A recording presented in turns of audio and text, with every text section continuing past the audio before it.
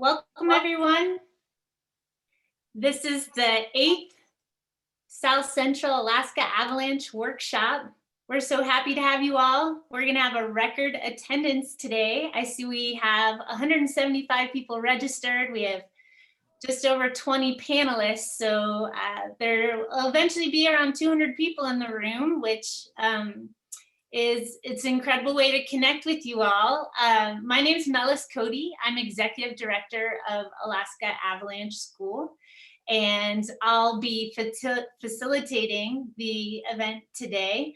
We've got a pretty action-packed schedule, so I hope to not be on the screen too much. My role is to move things along. If you're new to this format and Zoom webinar, you'll see as you move your mouse around the screen or your finger around your phone, you have a number of options. We have a chat box, and so you can talk to other attendees. You can ask questions of the panelists. We'll be pulling questions from that format and doing live Q&As with panelists. Other things you should know is we're recording this session, so it's really important that you know that anything that you type or write in your comments will become a record of this event. If you're uncomfortable with that, then I just wanted to point that out now. I would like to invite my co-host up, Olive Johnson-Bloom from CNFIAIC. And Olive, do you want to say anything more about the format or the event? No, just that this is really exciting. Thanks for everybody joining, and thanks for being the host this year, Mellis. And really excited to hear all these presentations. Me as well. So without further ado, I am going to ask Mike Janes to the stage. I've known Mike for a very long time. I've been lucky enough to work with him in a capacity as a guide for Alaska Mountaineering School. He's a pro-level instructor for Alaska Avalanche School, and he's down in Juneau, born and raised down there. He does avalanche control work and forecasting for the utility Alaska Electric Light and Power. And he has a few things to share about some of the tech tools he uses for forecasting. So welcome aboard, Mike. All right, you guys hear me okay? All right. All right, well, thanks for hosting this, guys. I'm glad to take part in it. Wish I could be in Anchorage, but you know, that's how it goes. I'm gonna pull up my screen here.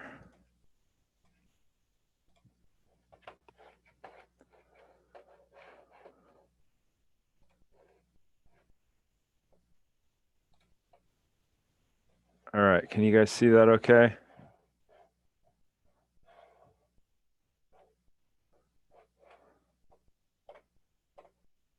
Can you guys see that okay? Looks great. Okay, good deal. All right, so I'm going to dive right in. I am going to talk about a couple different projects, and it kind of all centers around applying tech to remote avalanche forecasting. And one of the things that's, I think, a cornerstone of all this stuff are the partnerships and the groups of people that we're working with. Some of them, we have a lot of different really cool folks and organizations involved in some of these. So some of it's pretty exciting stuff. So, all right, the three focuses I'm going to look at are snowpack modeling, avalanche modeling, and then snow distribution measurement. Just a real quick overview of the areas that I'm forecasting for. So I work for the power company, and we have transmission lines that go south of town and also near town, and they traverse through some severe to not so severe avalanche terrain. So our challenges are very geographically spread out, and there are not roads to a lot of these places. that we have to forecast and do control work for. So we have lots of remote weather stations, and this is a zoom in area. Actually, let me just, for those that might not be familiar, Juneau is kind of in the center there, and then the Snettisham powerhouse is kind of southeast of town there, and across Taku Inlet, which can get very different weather conditions than we get in town. The areas that we're focusing most of our control efforts are near Snettisham, and the area around the balcony weather station there on that slide that's up, and the 4.4 weather station. That's kind of our primary control work area. And I'm going to show a little video that Katrine, one of our partners, Katrine with DNR, shot kind of right from the balcony weather station area. Gives a good idea of the terrain that we're dealing with.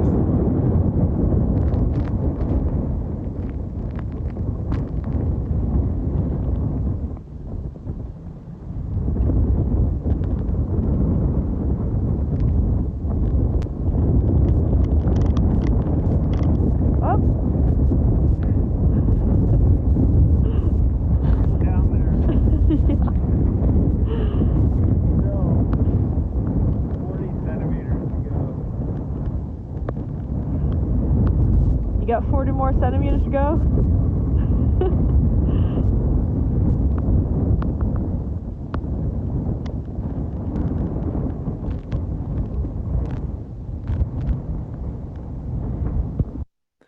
And Katrine took that video last year when we were doing some of our work with the snow distribution, which I'll talk about at the end here.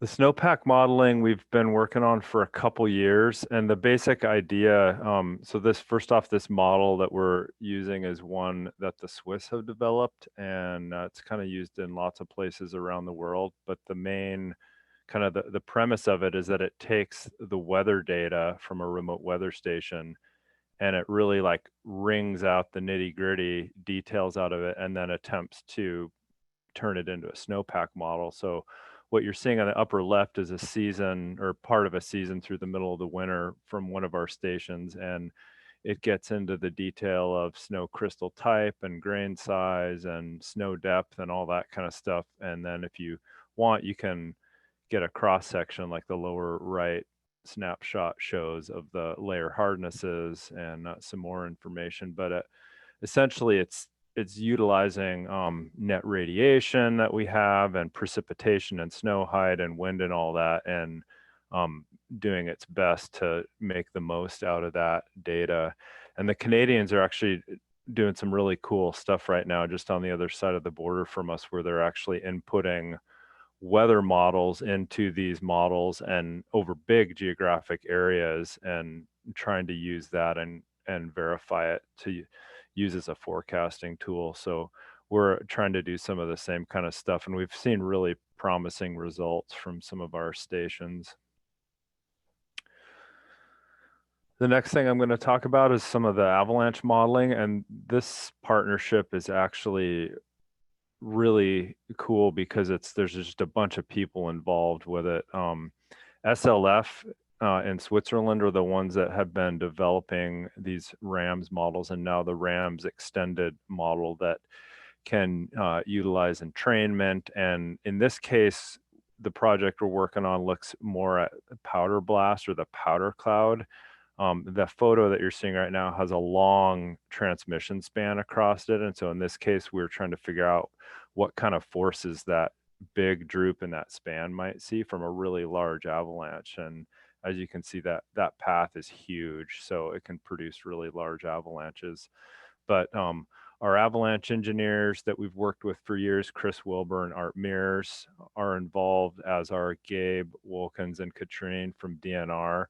And they're bringing in some really cool stuff with the snowpack distribution, and they've also been working with RAMS as well. So it's just a really cool partnership that we have with a lot of really high level folks.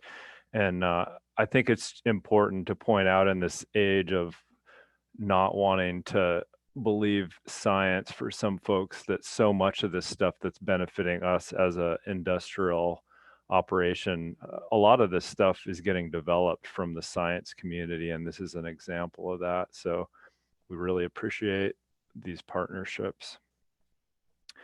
We've been using RAMs off and on for a while to model some different areas. The most recent one that Chris and I have been working on is the smaller path in the lower left. You can see a photo of the powerhouse at Snettisham. It's a rock slab. It's prone to glide avalanches and storm slabs and just about anything, but the guys drive through it every day, multiple times, and it, depending on the snow cover at sea level, can go from no hazard to high hazard, depending on what's going on. So these models are proving useful for these places where we don't have that great of a historical record. Here's an example of just one of the preliminary runs of a RAMS extended model that Chris was working on with SLF. The little red dots are tower locations. The one in the middle is an old tower location that doesn't exist anymore. And so I'll go ahead and run that.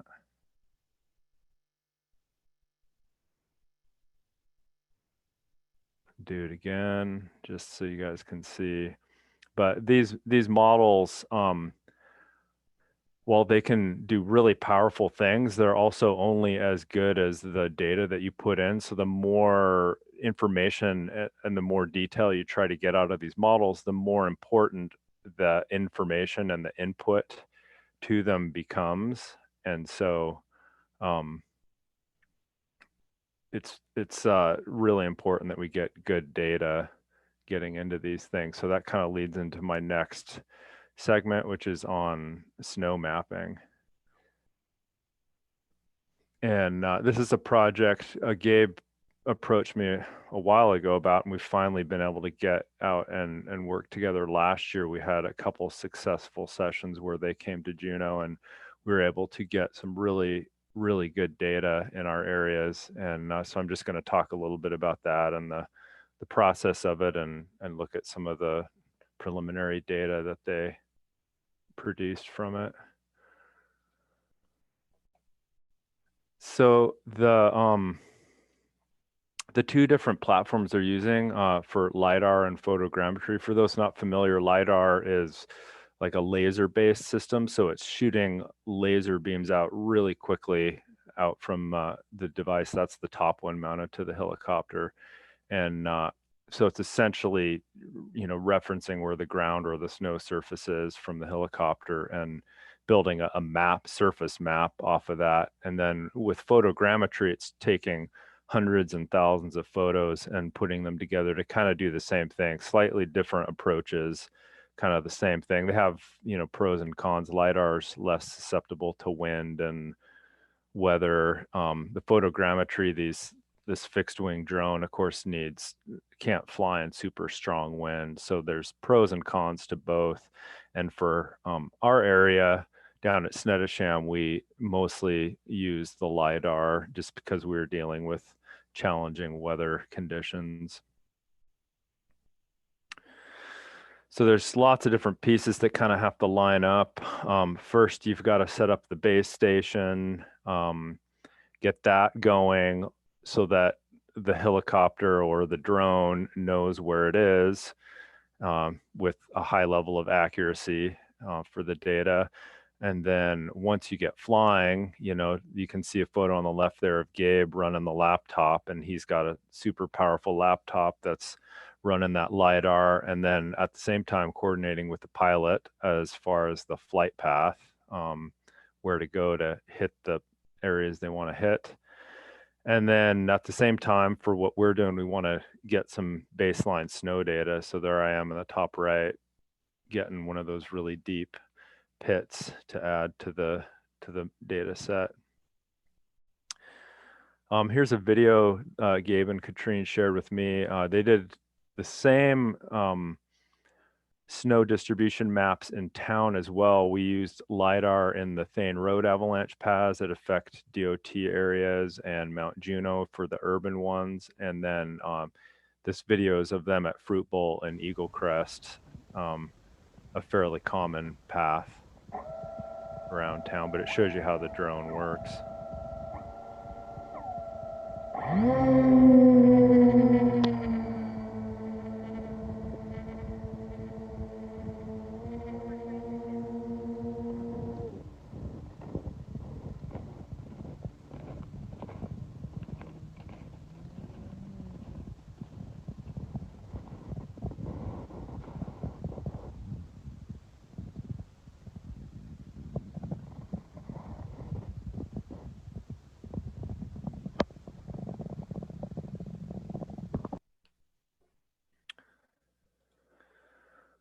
All right, so getting into some of the data. So this is the stretch of area that affects the highest hazard stretch of the transmission line near Snettisham, I should say.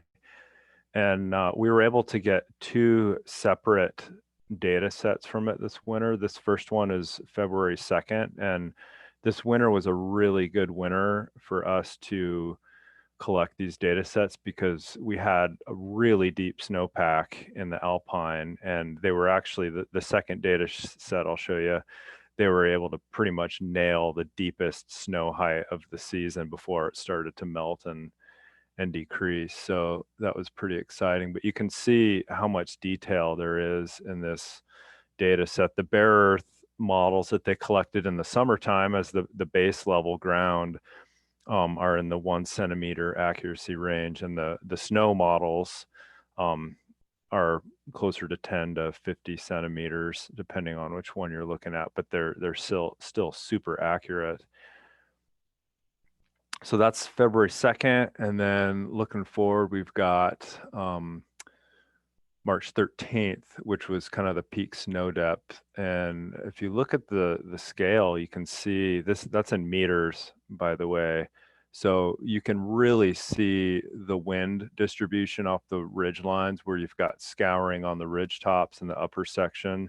And then you can see the gullies and stuff that just get super filled in the winter show up as those brighter pink colors right there. So, you know, we're exceeding 40 feet, if not probably over 50 feet of snow in some of these areas. And so some of the future projects we're trying to work on are looking at weather data and trying to correlate, because we have these two data sets from February and March looking at the weather that happened between those two for precip and wind, and go back and analyze what happened during that period based on the data that we have. If you kind of look in the mid left section, you can actually see a small wet slide in the image as well, where it came down a gully and then made like a leftward hook there in the run out in the blue area. And so here's a zoom in on the change from February to March between those two data sets. And there's some areas that are kind of scoured, like those knobs. Those are those little blue knobs kind of in the just above the middle there. Those areas get a lot of wind scouring, so they don't tend to build up a lot of new snow, but still quite a bit of new snow, right, especially off the ridge line. You can see the winds loading in that slope off the ridge and scouring the snow off the top pretty visibly there. So really interesting stuff. Some of the other things we hope to do are look at our control work areas and try to figure out if we can improve our shot placement, because we'll be able to zoom in on this and really look at those areas for snow distribution and see if, you know, for us, we use a daisy bell, a gas exploder off the helicopter, and every shot we take has a GPS point. So we'll be able to go in and lay those down over this and see where we're hitting on this map.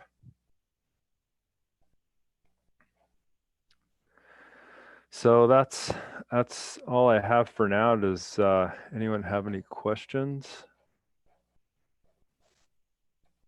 Stop sharing there. Hey, Thanks, Mike. I have to say, I was hoping you might have a photo of Otis, your search dog, in there, but you didn't come in. I'll start her off, and I know Olive is gonna cruise the chat box. So anybody that has a question, throw it in there, and then Olive will relay it. But Mike, you have all these tools to just gather this enormous amount of data. Does that match with ways to like sort and prioritize it?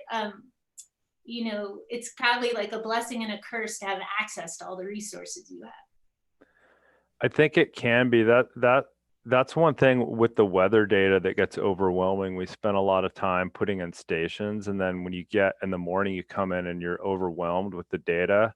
And that's one of the things I feel like is promising about the snowpack model is they can really wring some of the details out of that stuff that you can't. A lot of in the past, I feel like forecasting has been really a lot of anecdotal. Like you look at that stuff and you have experience and you work with people that have experience, and there's a lot of that human value. And I still feel like that's important. But I feel like the more we can start to leverage some of these tools to pick up on pattern recognition and things that we might, especially as things change, it's going to be important. So I feel like things like that are promising for us to be able to improve the forecasting and supplement. It's always going to take people involved, but to be able to supplement our decision-making process with that data, because it gets overwhelming. Yeah, I can see that. Yeah, thanks, Mike. I have thought a lot about this technology and just in the idea of, how many remote areas we have up here in Alaska in ways. A lot of those things could help forecast for zones, especially that we don't get into as often or without forecasts. We have a couple of questions from the audience. One from Joe Kurtak. Have you ever lost a drone? I think it looks like Katrine answered that one, and I can answer it on the air too. It says no, but close. And actually, when they were out with us, we launched that fixed wing drone, and it was calm, and the wind came up out of nowhere, and they managed to get it back. But it's got such big surface area so that it can stay in the air and not use a lot of battery. It can stay flying for quite some time. But because that wing is so big, it also makes it more susceptible to squirrely wind. So, okay. We have a question from Claire Worcester. Maybe I missed it, but how did you get the baseline for the area without snow? Oh yeah, so they did that in the summer before winter. They went out there with the LiDAR, and we do have an old LiDAR data set from that area, but I think it was probably, one, or actually it might have been closer to 3-meter resolution, but I think their data set for bare earth is like 1 centimeter, so it's way higher resolution than the old one that we have. Okay. Ava has a question here. What's your tech budget, and how would you prioritize tools for and costs for other operations? Yeah. Just like thinking about that. Well, it's less than you think. Sometimes I have to budget ahead for weather stations, but we're not really installing many more of those. But for us, like the partnership here, that's, I wouldn't be able to do this without Gabe and Katrine, and especially with the Swiss being involved with that, the modeling stuff, because they're really doing most of the heavy lifting here. And it's because it's benefiting them, they're processing stuff for us right now. I'm hoping to be able to get into a more regular routine of doing some of these, especially targeting peak snow. But what they're doing for us would cost thousands and thousands of dollars. And because it's helping their project at the same time, they're doing it for us, and we're covering flight time. But I hope to be able to, once I can prove the value, I hope to make this kind of thing part of our annual budgeting and operation, because it's, to me, looking at that 3-dimensional snow map is so valuable to be able to see what's going on. Yeah. We have a question from Blaine. Are there plans to correlate last winter's weather patterns and connect other patterns with future and different patterns? Yeah, that's something Katrina and I are working on. We're trying to round up, the what the thing we really want to hone in on right now, one of the things is ridgetop winds and wind distribution, because even you talk to the Swiss or anyone else and they just don't have good models to factor in wind. But we all know as practitioners that wind is a huge factor. And with this data set, we're trying to round up some of the FAA high site winds from around here, because that's one thing we do have, not close to Snettisham, but at least we do have ridgetop winds around town in Juneau that some of them are reliable, and we want to go back and look at the patterns that were happening during some of these periods. But yeah, there's definitely plans for that. Gabe has a question. How much would you cost? How much cost would you place on each Daisy Bell report? If it's each, let's see, I'll answer it two ways in case. Okay. One is like each time we shoot the Daisy Bell for control work, it's like less than $5. It's probably $4 a shot because it's hydrogen and oxygen. Super cheap gas. The helicopter time is certainly more than that. Permission to fly the Daisy Bell and go do control work down there, flight time down and back and all that with the slinging and everything, it's probably around $4,000 for one mission round trip. I have a question from Sam here. Sam Roche, would you describe these tools as more in development, or are they making a real impact on your day-to-day operations and forecasts already? I wouldn't say we're quite at the point where they're impacting our day-to-day operations, but some of them are definitely getting really close. The snowpack modeling, we've been looking at that for a while, and we used it a couple years ago as, you know, sort of one more tool in our toolkit. But yeah, I want to, you know, keep working on them, because I feel like, you know, except I should say the modeling, yeah, we're like citing things and doing mitigation efforts based on the modeling that we're doing with the RAMS model and our engineers. So that stuff is actually affecting that part of the operation and has been for some time. Okay, thanks. And I think there's one more that I missed here from Ralph Baldwin. And I think you touched on it a bit with the kind of finances, but do you see ongoing financial support from a spectrum of sources, public and private? I see it from us. Our program has always been fairly well supported in the Avalanche realm.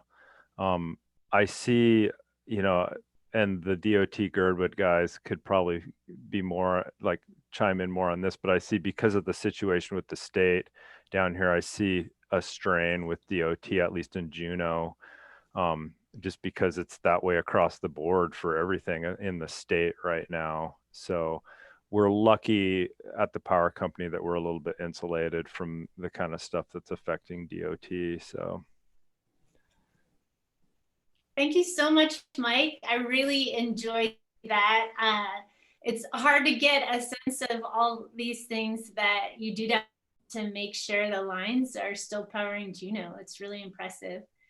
You all are welcome to continue in the chat. Mike will still be on. He can continue to answer questions. So I'd like to introduce our next speaker. Our title sponsor for this event is the American Avalanche Association. So it's my pleasure to invite their executive director, Dan Caveney. Oh, thank you. I need to share my screen. There we go. Okay, hang on. And okay, can you see a PowerPoint there? Yep.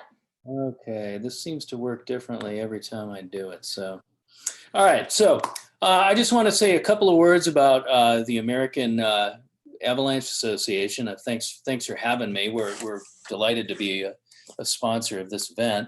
I'll pause you for a second, Dan, just because it's not in presentation mode. Oh, it's not? No, we can see all the slides and give subtitles a try. Yeah, let me Press see a new button. if I can switch the screen that it's sharing onto. Hang on, I've got two screens going. Maybe I should just take one down. That's what I'll do. Okay, so sorry about the little technical glitch. Let me share this again.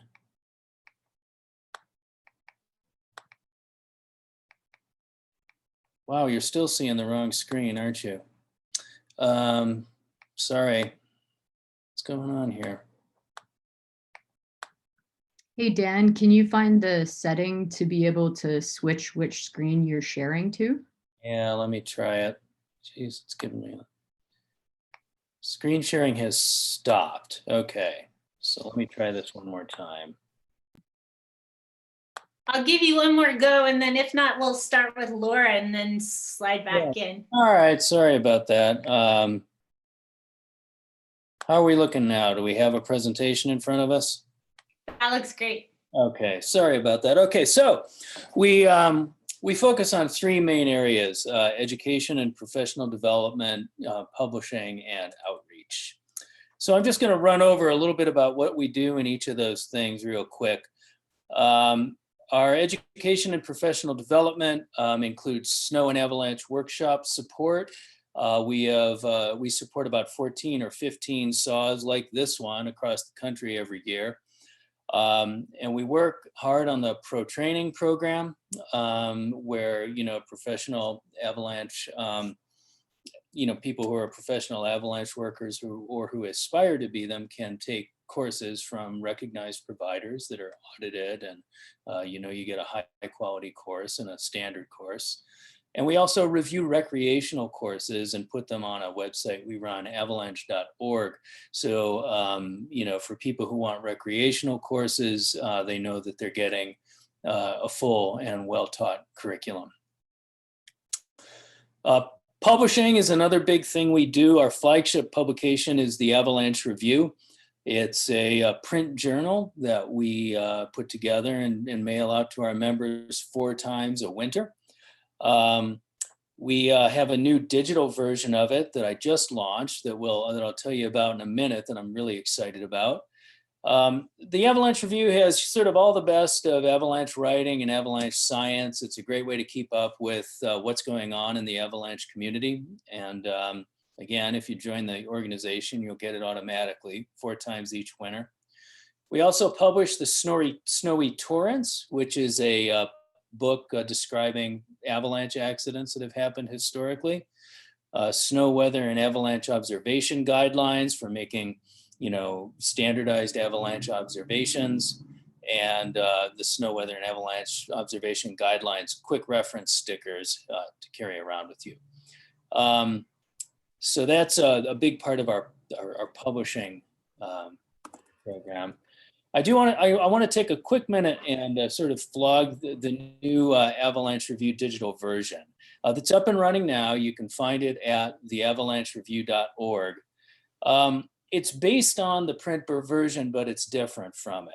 So the things that we're emphasizing here are articles that benefit from rich media, some videos, lots of photos, timeless articles that we think it's good, everybody who's into avalanches are going to want them right at their fingertips, and timely articles, things that have, current events, current news that might not work so well inside of our usual print publication cycle. So it's free and open to everybody. I recommend going over there and taking a look at it.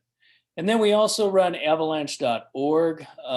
It's a clearinghouse website for avalanche forecasts across the United States. It's also a place where there are educational resources, listings of where you can find professional and recreational courses that have been juried by A3. So we're fortunate that we're doing very well throughout this COVID thing. I'm feeling good about being able to provide good services to the avalanche community this winter. And one of the reasons I think that this has been going well is just as this thing started to take hold last spring, I asked the board to, sort of help identify the things that we really ought to focus on because, we needed to forecast for decreased revenues.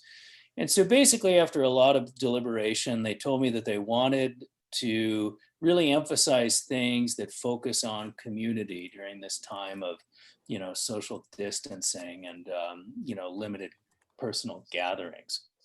So that's what we've been doing. The Avalanche Review will continue as before. We're going to print and mail those to all members. Launching the online version of the Avalanche Review was part of that program. We're beginning a seminar series. We had our first one last night. It was terrific. I'm going to put the video up on the Avalanche Review for any of those of you who missed it, who'd like to see it. And we're going to do those continuing first Thursday of every month throughout the season until the early spring.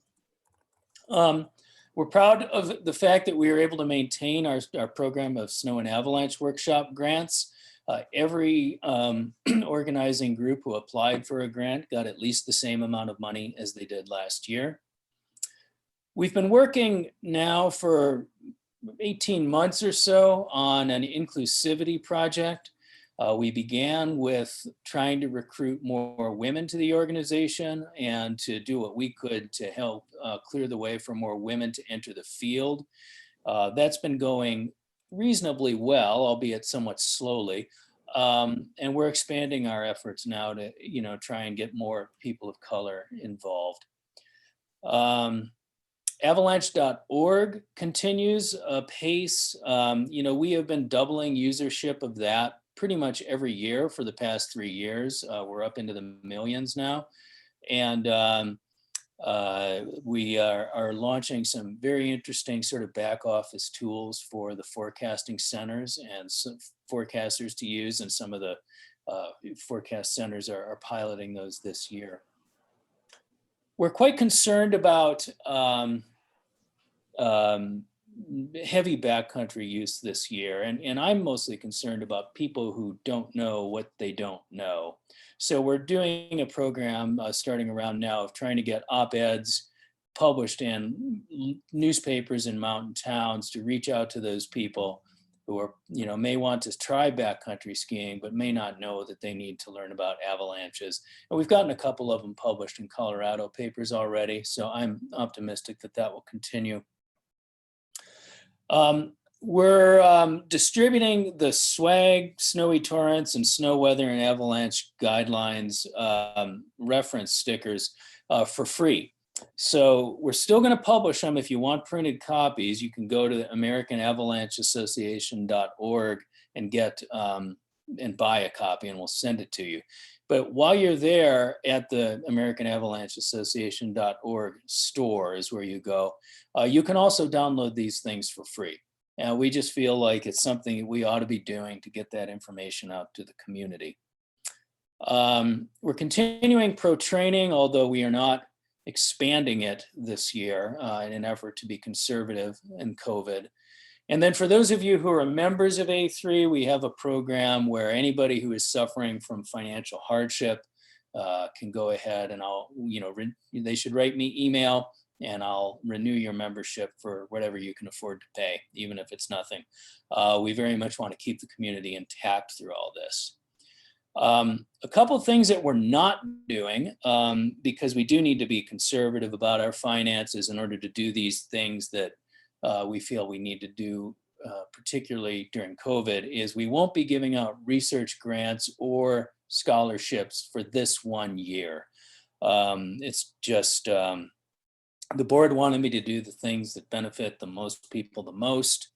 And these are more individualized things. We think they're important, and we plan on carrying forward next year.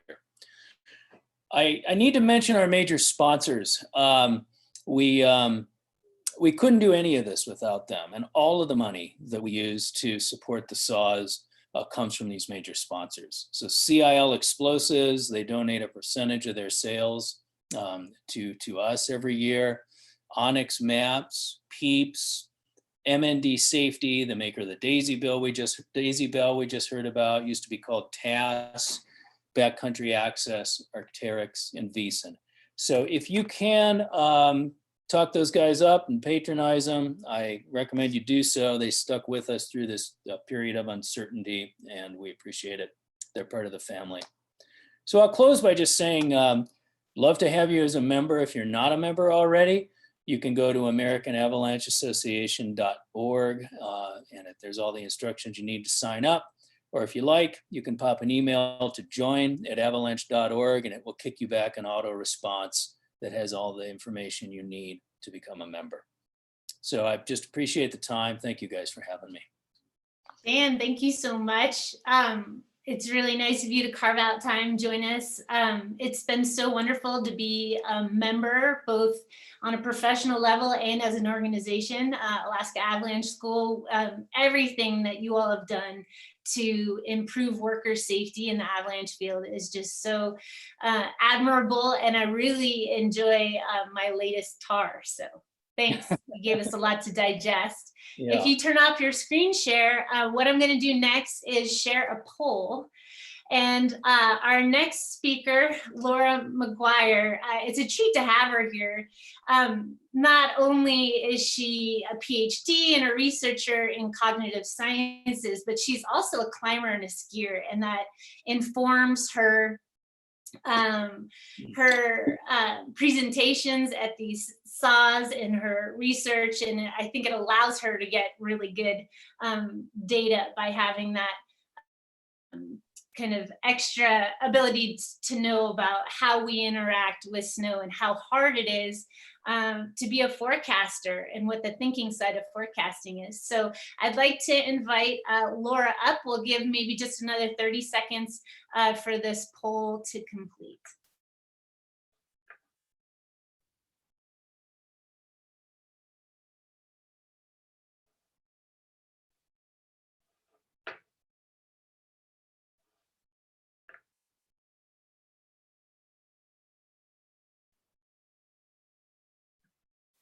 There we go. All right. Can you hear me out there? Hello, Alaska.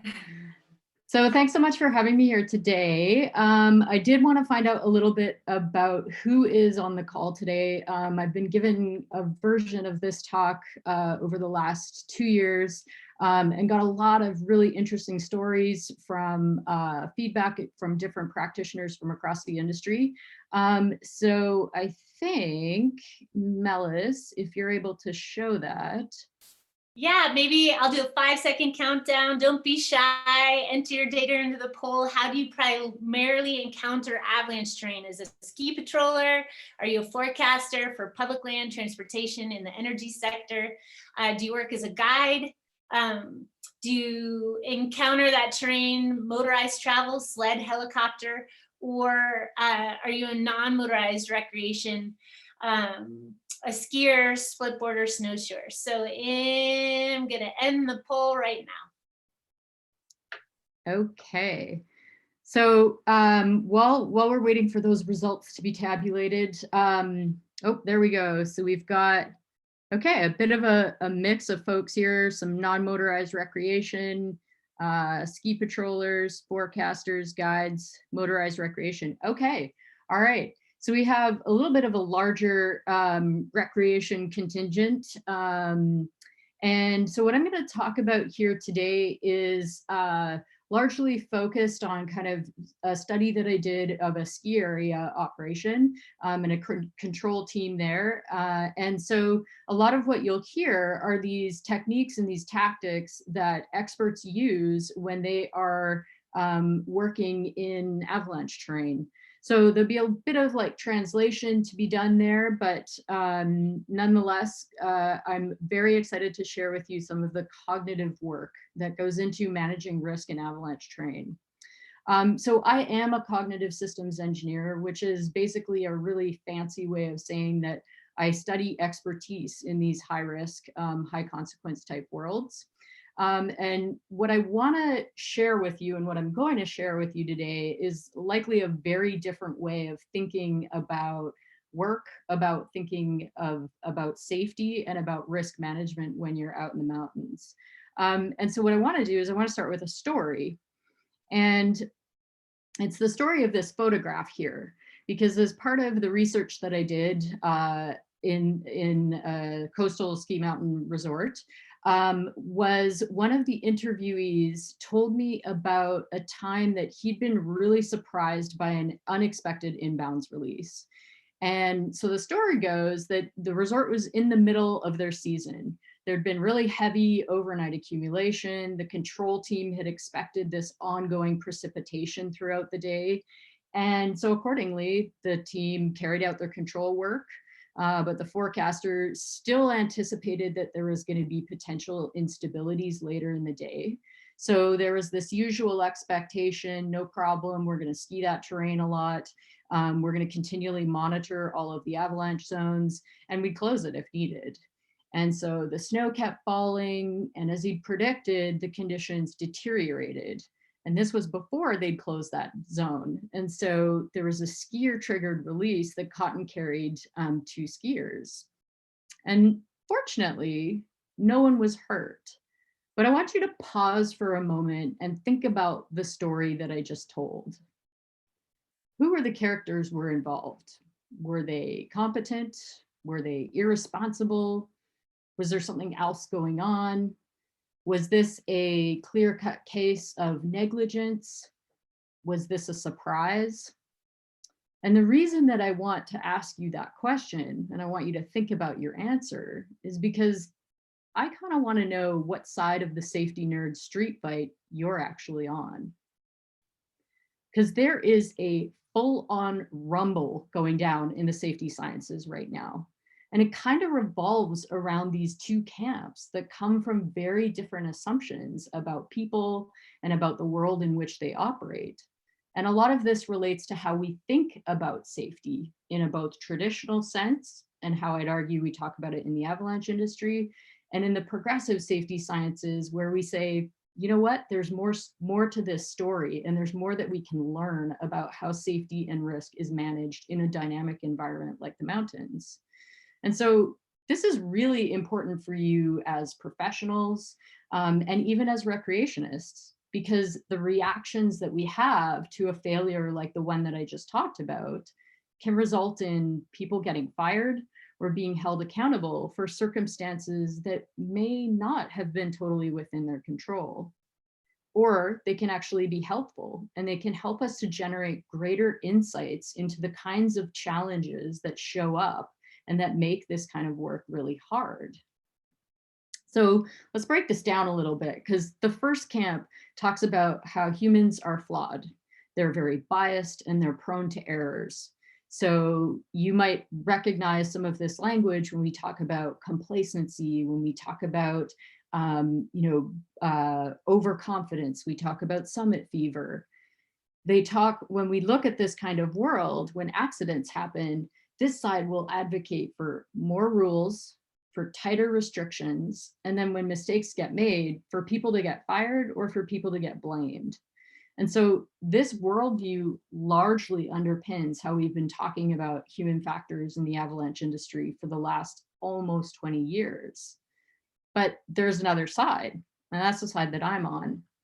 And my camp says when an accident happens, we have to say, hold on. We have to look more broadly at the whole situation. We have to pull our lens back and say, what are the challenges and the complexities of working in this world, of recreating in this world, and of the often multiple and conflicting goals and objectives that we have when we operate in this kind of an environment.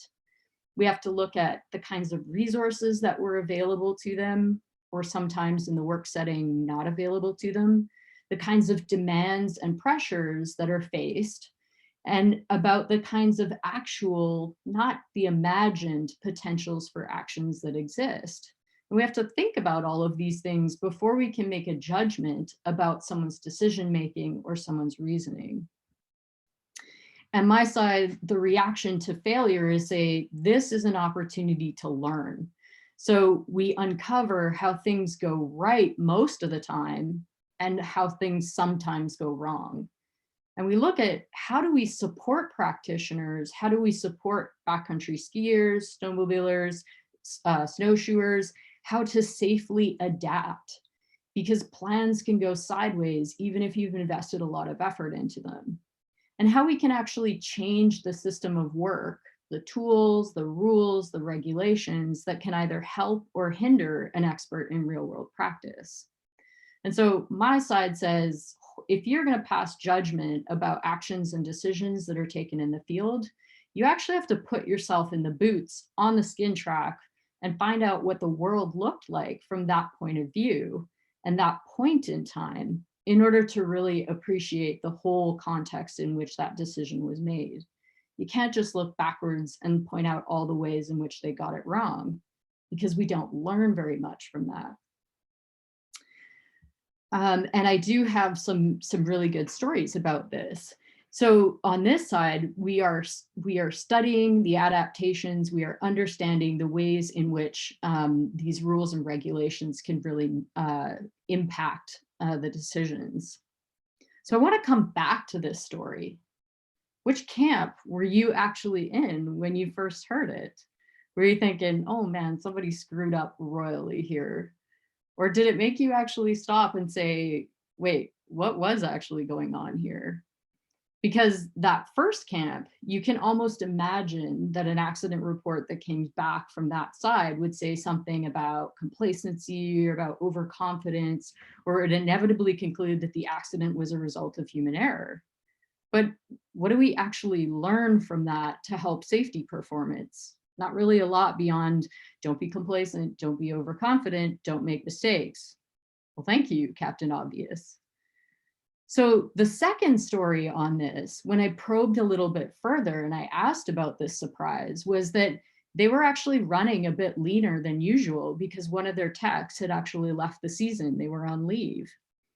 This meant that the forecaster on duty was spelling off other members of the control team for their breaks. So during one of these breaks, someone had a personal emergency and they had to leave, which meant the team is now running another person short. And concurrently, they had a serious first aid emergency that tied up the rest of the team on the front side of the mountain. So these people would otherwise be out skiing the terrain to monitor changes. And so this left the forecaster in duty on the backside of the mountain in the bump for longer than the usual rotation. And so his usual practice of going out and being in the terrain and monitoring closely so they could close that area was interrupted, and he ended up being surprised. And so in cognitive systems engineering, we have a term for these kind of conditions, and it's called normal work. So normal work is all about the ways in which the world is changing, and you have to adapt to meet these changing demands, the resource constraints, the additional workloads, and the trade-offs. In this incident, there was a lot of multiple contributing factors. There's constant adjusting your workload demands. You have availability of resources that sort of ebbs and flows over time. You have to adapt practices if equipment breaks or if the plan doesn't go according to plan. And you have to balance trade-offs. These are all an inevitable part of managing technical work. So one of the most interesting things about this is that experts manage this so well that you don't actually see it unless you're looking for it. And there's a cognitive anthropologist who has actually shown that experts are notoriously bad at being able to tell you how they do what they do through a straight interview process. And so the study that I conducted was at a subalpine coastal ski resort. Highest peak was just under 1,600 meters. The lowest lift started at about 1,000 meters. And the avalanche terrain is all sort of tree line and below. So this resort averaged about 38 feet of annually, and they produced record snowfall in 2010, 2011 with about 55 feet. So there's avalanche terrain on all aspects here with multiple start zones, few paths, and a vertical drop of about 100 and 200. So it's not Alaska, but there's still some confounding factors here that make avalanche forecasting in this environment quite interesting and challenging. So this forecasting team that I studied had a 30-person ski patrol. There was 3 lead forecasters who were all professional members. And they had 6 active members who had a level 1 certification. And at any one point in time, they have this ongoing rota of 2 to 4 techs that were in training. So this was like an ideal situation to go in and start learning about some of the cognitive work that goes into avalanche forecasting. So to do this study, I spent a lot of time doing this. I spent a number of weeks that was reviewing their official avalanche safety plan, as well as any of the sort of previous versions to see how it evolved. And then did what's called a knowledge elicitation, which is kind of a fancy way of saying that I asked them a lot about times that they were surprised, at times that challenge or make it difficult to understand the forecasting conditions. And so we looked at the whole system of work that surrounds forecasters. How do they get information? How do they process information? How do they share information? And from this, we get a really complex and dynamic representation of work. We get 2 separate but related descriptions. The first is this really formal description of how work needs to get done. And then the second was how work actually gets done in practice. So the greater the difference between the work as imagined that we read about in the safety plans, that we read about in their standard operating procedures, and the work as done that we heard about in stories of surprise and in stories of how normal work happens, the greater the cognitive work that it takes to bridge that gap. So a pretty key finding here from this study was avalanche forecasting is pretty hard. Making sense of stability, understanding the snowpack is actually an incredibly cognitively demanding work. And I don't really say that flippantly, because for the last 30 years, cognitive systems engineers have been studying work like astronauts and surgeons and fighter pilots. So what you have in common, whether you're a recreationist or whether you're a professional, is you're doing highly technical work in very complex and dynamic environments where these hazards arise from these multiple compounding factors and where risk is actually largely emergent. So in these kinds of environments, successful performance requires you to adapt in real time and to rapidly and precisely adjust to uncertain and changing conditions. So what did I find in this study? There was 3 key findings. The first is that much of the cognitive work that actually goes into understanding risk is kind of hidden in those protocols, in that formal description of how work actually gets done. The second was maintaining mental models is a continuous activity. And the third is that avalanche forecasting relies on distributed cognition. So whether you're a professional or whether you're a recreationist, all of this has implications for you. So let's dig into that a little bit more. So when we talk about what the cognitive work is and how that's hidden in the protocols, formally, the forecaster's work began at 5:30 in the morning, and the protocols as they were written suggest that a forecaster could show up on site and produce a control plan. But every time I talked to one of their forecasters, they would tell me about these really detailed preparations that were not formally captured. Like one forecaster talked about installing a rain gauge on their deck at sea level so that they could begin formulating an expectation of the accumulation that was going on further up on the mountain, even before their first cup of coffee. And similarly, interviewees talked about hearing the wind pick up while they're lying in bed, or noticing lower than expected skier volumes that started to provoke these thoughts of what's going to be going on up there because the world is different than we expect it to be. And this helps to further shape expectations. So if you're a recreationist, there's a whole suite of other activities and other thinking that's going into managing risk that might not be visible. Another example of this is that the team often carpools up to the mountain and spends the half hour that they took to drive up there discussing what had happened on the days before. So there's, visual cues that they're seeing about the snow coming up over the car. They're seeing snow depth and consistency. They're seeing wind loading on the road. All of this suggests that the actual thinking, the actual cognitive work that goes into formulating the day's forecast actually begins well in advance of what the written procedures say. And so the forecaster already arrives primed with a hypothesis about how recent and overnight weather is going to affect their avalanche terrain and what additional kinds of activities might be needed to respond. So if you're a forecaster, if you're a professional, there's an obvious downside to this, that you're expending all this off the clock effort that you're not being paid for. But it can also misrepresent the full set of skills for successful performance, which is actually kind of problematic when you're trying to train novices or when you're figuring out how many technicians or forecasters you should have on your task or on your staff. And for me as a recreationist, this also made me realize that maybe just reading the forecast, a couple days before I go out was actually woefully insufficient.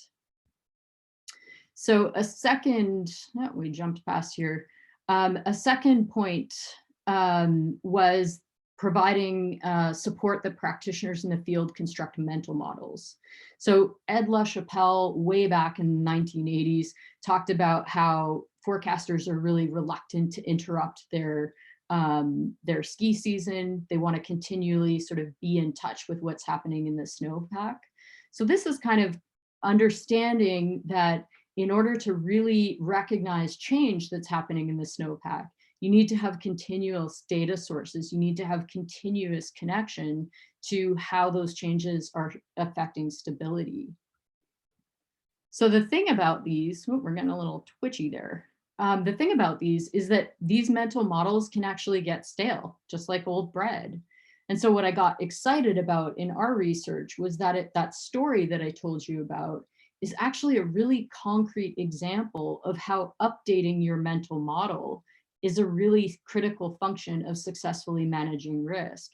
And so when conditions are changing as quickly as they were on that day, there's continual accumulation, there's lower than expected skier volumes. All of these variables are impacting what the expected outcome is.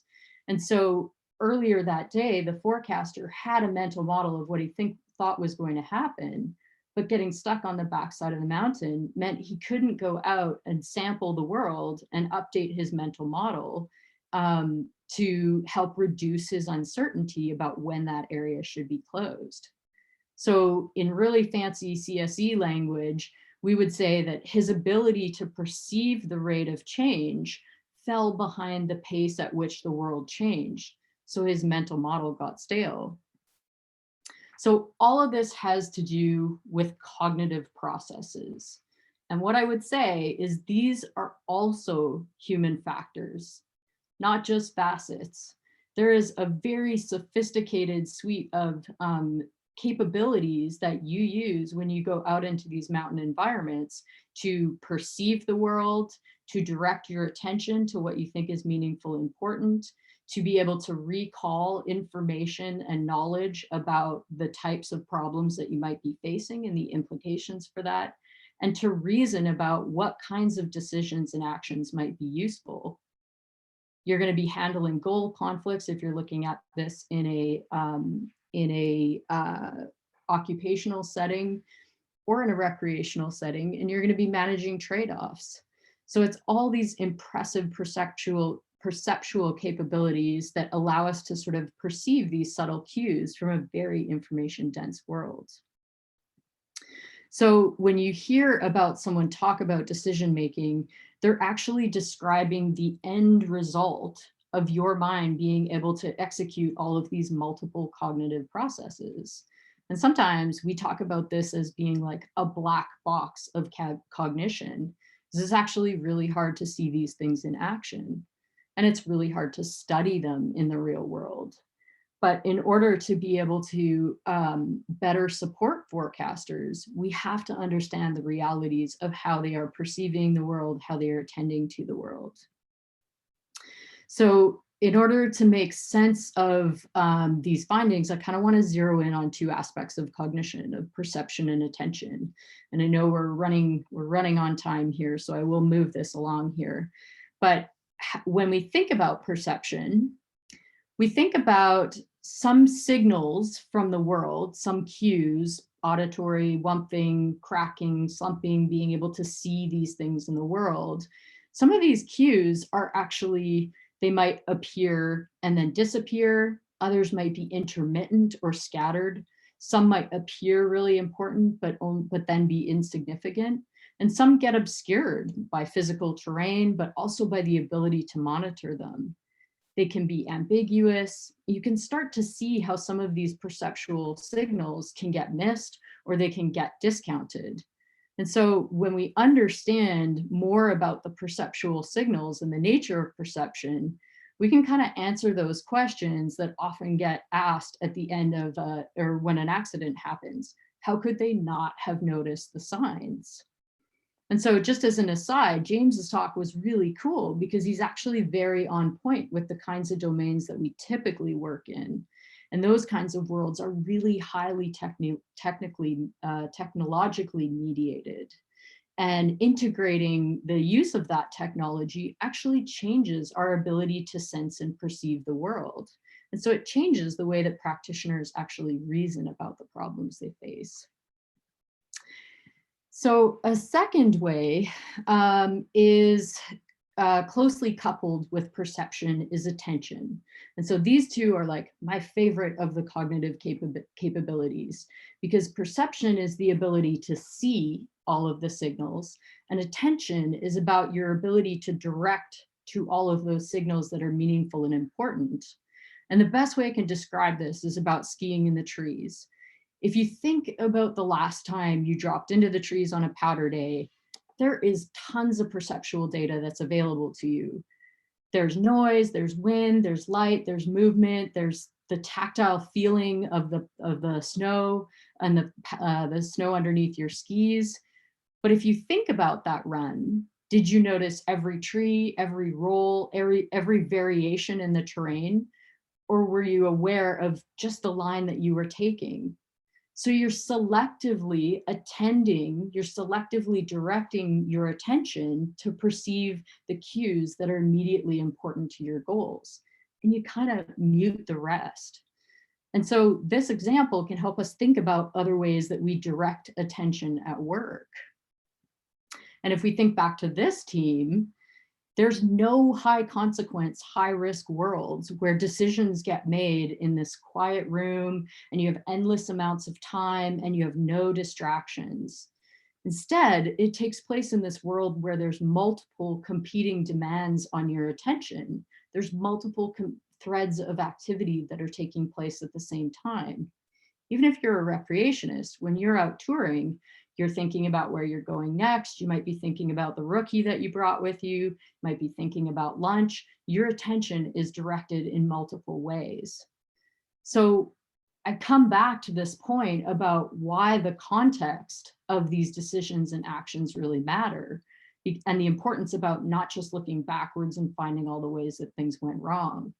Because if we really want to learn from accidents and we really want to understand decision making better, we need to be able to recreate the conditions and the complexities and the uncertainties of these moments. So we aren't looking at those decisions and saying incredulously, how could they have done that? And instead, we're coming from a place of inquiry and we're saying, how could they have done that?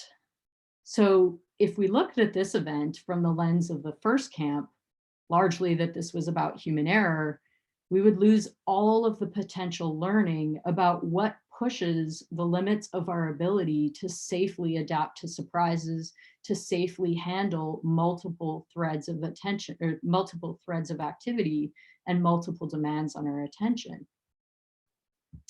So the last finding was avalanche forecasting relies on distributed activity. In complex environments, no one person is going to have a complete picture. All mental models are partial and incomplete in some ways. Doesn't matter how smart you are, how experienced you are, you don't see everything, you don't perceive, you don't integrate everything, you don't know everything. And so this is really important because it reinforces this idea that the cognitive work, the thinking about your tour that you're about to go on, the explosive you're about to huck, this has to be distributed. The more complex and constrained and time-bound the world is, the greater the need to have more multiple diverse perspectives to form these accurate representations. And so in this study, we said, all right, in order to be able to effectively run control at this operation, we need to have a distributed team. We need to be able to have someone up on the ridge, someone down in the office, being able to synthesize all of the information that's coming in. So the communication, the coordination is important, but it also adds a lot of cognitive burden. And the cognitive burden can also increase with coordination breakdowns. So as things start to go sideways, the cognitive demands start to go up as well. So I have a really simplified example to make this concrete. It's traffic, and well-coordinated distributed activity runs pretty smoothly. People in a traffic situation know how it works. They adjust their actions relative to the flow of events to keep things moving. They slow down, they speed up, they signal their intentions. And expert practitioners are really quite good at coordination.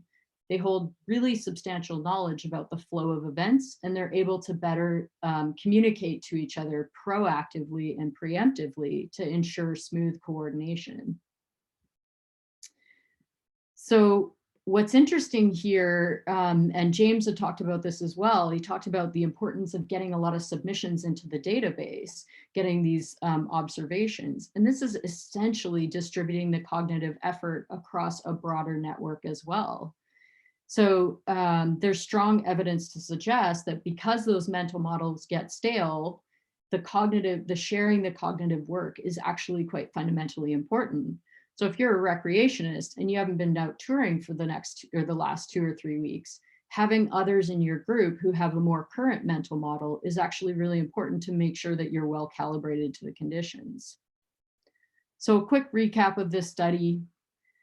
First of all, what's written in the formal representation of work, and arguably if you're a recreationist, what you actually do when you're out there, it's only a small part of the work that's really required to safely navigate risk in these kinds of worlds. Second, maintaining that accurate mental model is a continuous activity, both in the short term of minutes and hours, as well as that longer term across the season as a whole. And lastly, accurate forecasting requires that distributed network. So what now? As a researcher, I'm going to say we should do more research, of course, and funding the kind of research or encouraging the kind of research that goes into these real workplaces and these real world contexts that are really messy and complicated, and they experience both successes and failures with people who are coping with complexity is crucial. And this can help kickstart discussions about trade-offs, about goal conflicts, and about necessary adaptations. So these kinds of discussions can get integrated into morning meetings, can get integrated into end-of-day debriefs, and you can follow these possibilities through to understand what are the outcomes and how you might cope with them when you face either the decisions of the day or future decisions. We have to focus on aiding adaptation and anticipation. So being able to prime ourselves for what we expect to find, being able to prime ourselves to look more broadly at perceptual cues and then integrate those into updating our mental models is key.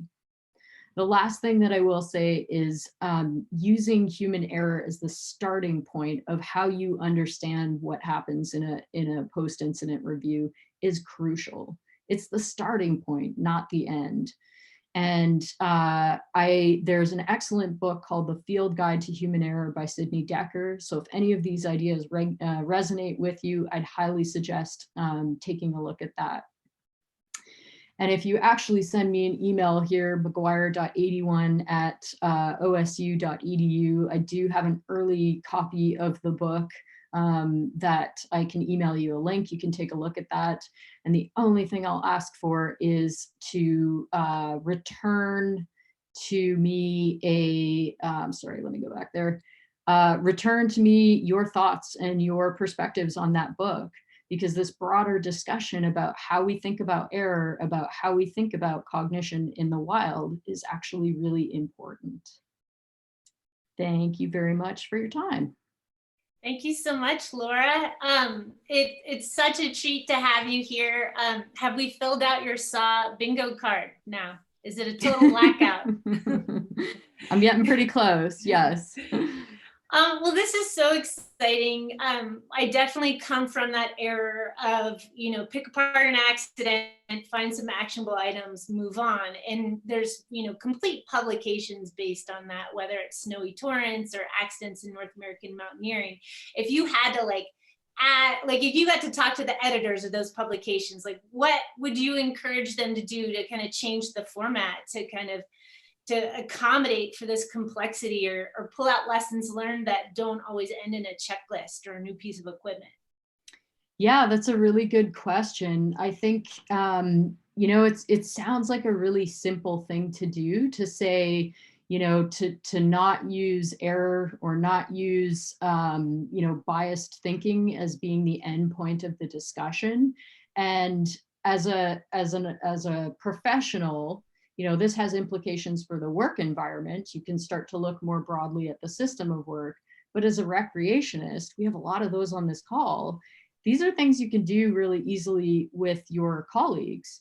And the editors of those of the journals and the publications can also not allow for the conversation to stop when we say, oh, they got complacent, or oh, they had summit fever. And it's like, well, what else might have been possibilities here? Did they notice all of the cues that they could have noticed? If not, was their attention distracted?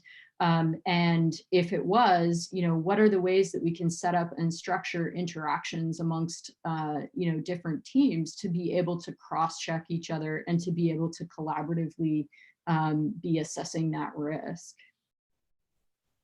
Thank you. I think Olive was going to maybe elevate a question up from the chat to ask you, and then you all are welcome to continue asking questions in the chat. Laura, she's very Zoom savvy. She will follow up with any questions that you throw in there. So Olive, did anything come up that we could share? Yeah, I think there's a Q&A? great question from Ava. Since forecasting improves as improves as a distributed activity collaborative effort, how can team members align their mental models with each other most efficiently? That's a great question. So I would say that part of what's really beneficial about distributed activity is that everybody's mental model isn't 100% aligned. So when we think about what forms a mental model, it's kind of like all of the learning that you've done, everything that you read. Most of the time when you actually store that knowledge and you build that into your knowledge bank, sometimes it's partial, it's incomplete, or it's inaccurate. And so having overlapping mental models where people have had different experiences, whether they've toured in different terrain or worked with different kinds of conditions, can actually be really beneficial.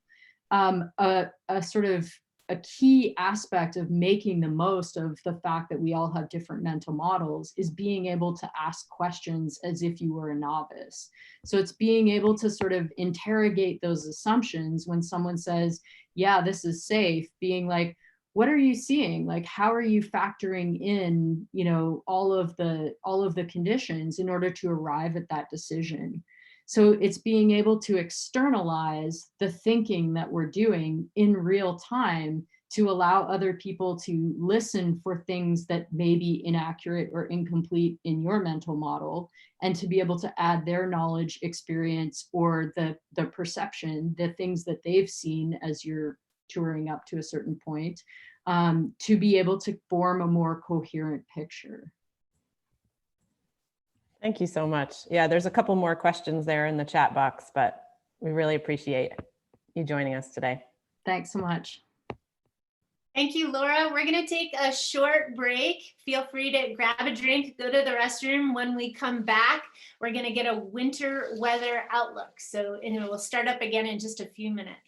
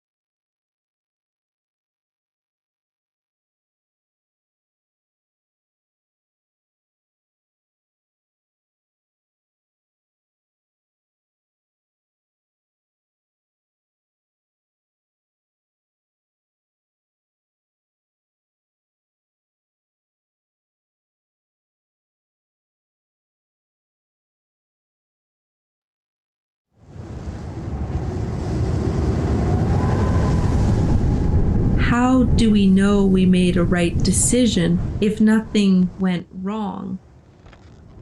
5:50 a.m. Pack all necessary gear. Transceiver, probe, shovel, down jacket, first aid kit, skins.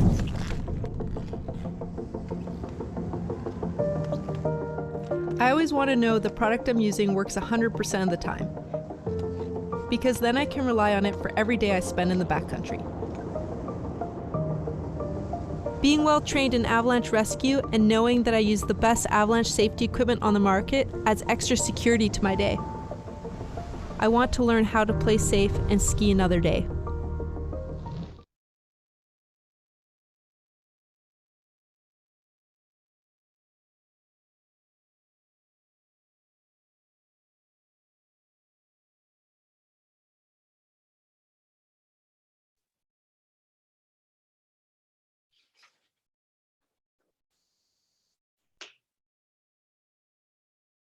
Welcome back, everyone. We're gonna start up by inviting Kyle Van Pearson. He works for the National Weather Service out of Anchorage. He's gonna kind of start off what we're considering the rec portion of this event. So we kind of started earlier with Mike James and Laura McGuire talking about more kind of professional level topics. We're also in this session gonna round up all of our avalanche forecasters and hear what's new at their centers, things that they've noticed, any updates that they have. And so we'll have a big panel for that. Also in this hour in this segment, we'll learn about community snow observations and updates for that program. So stand by while we queue up.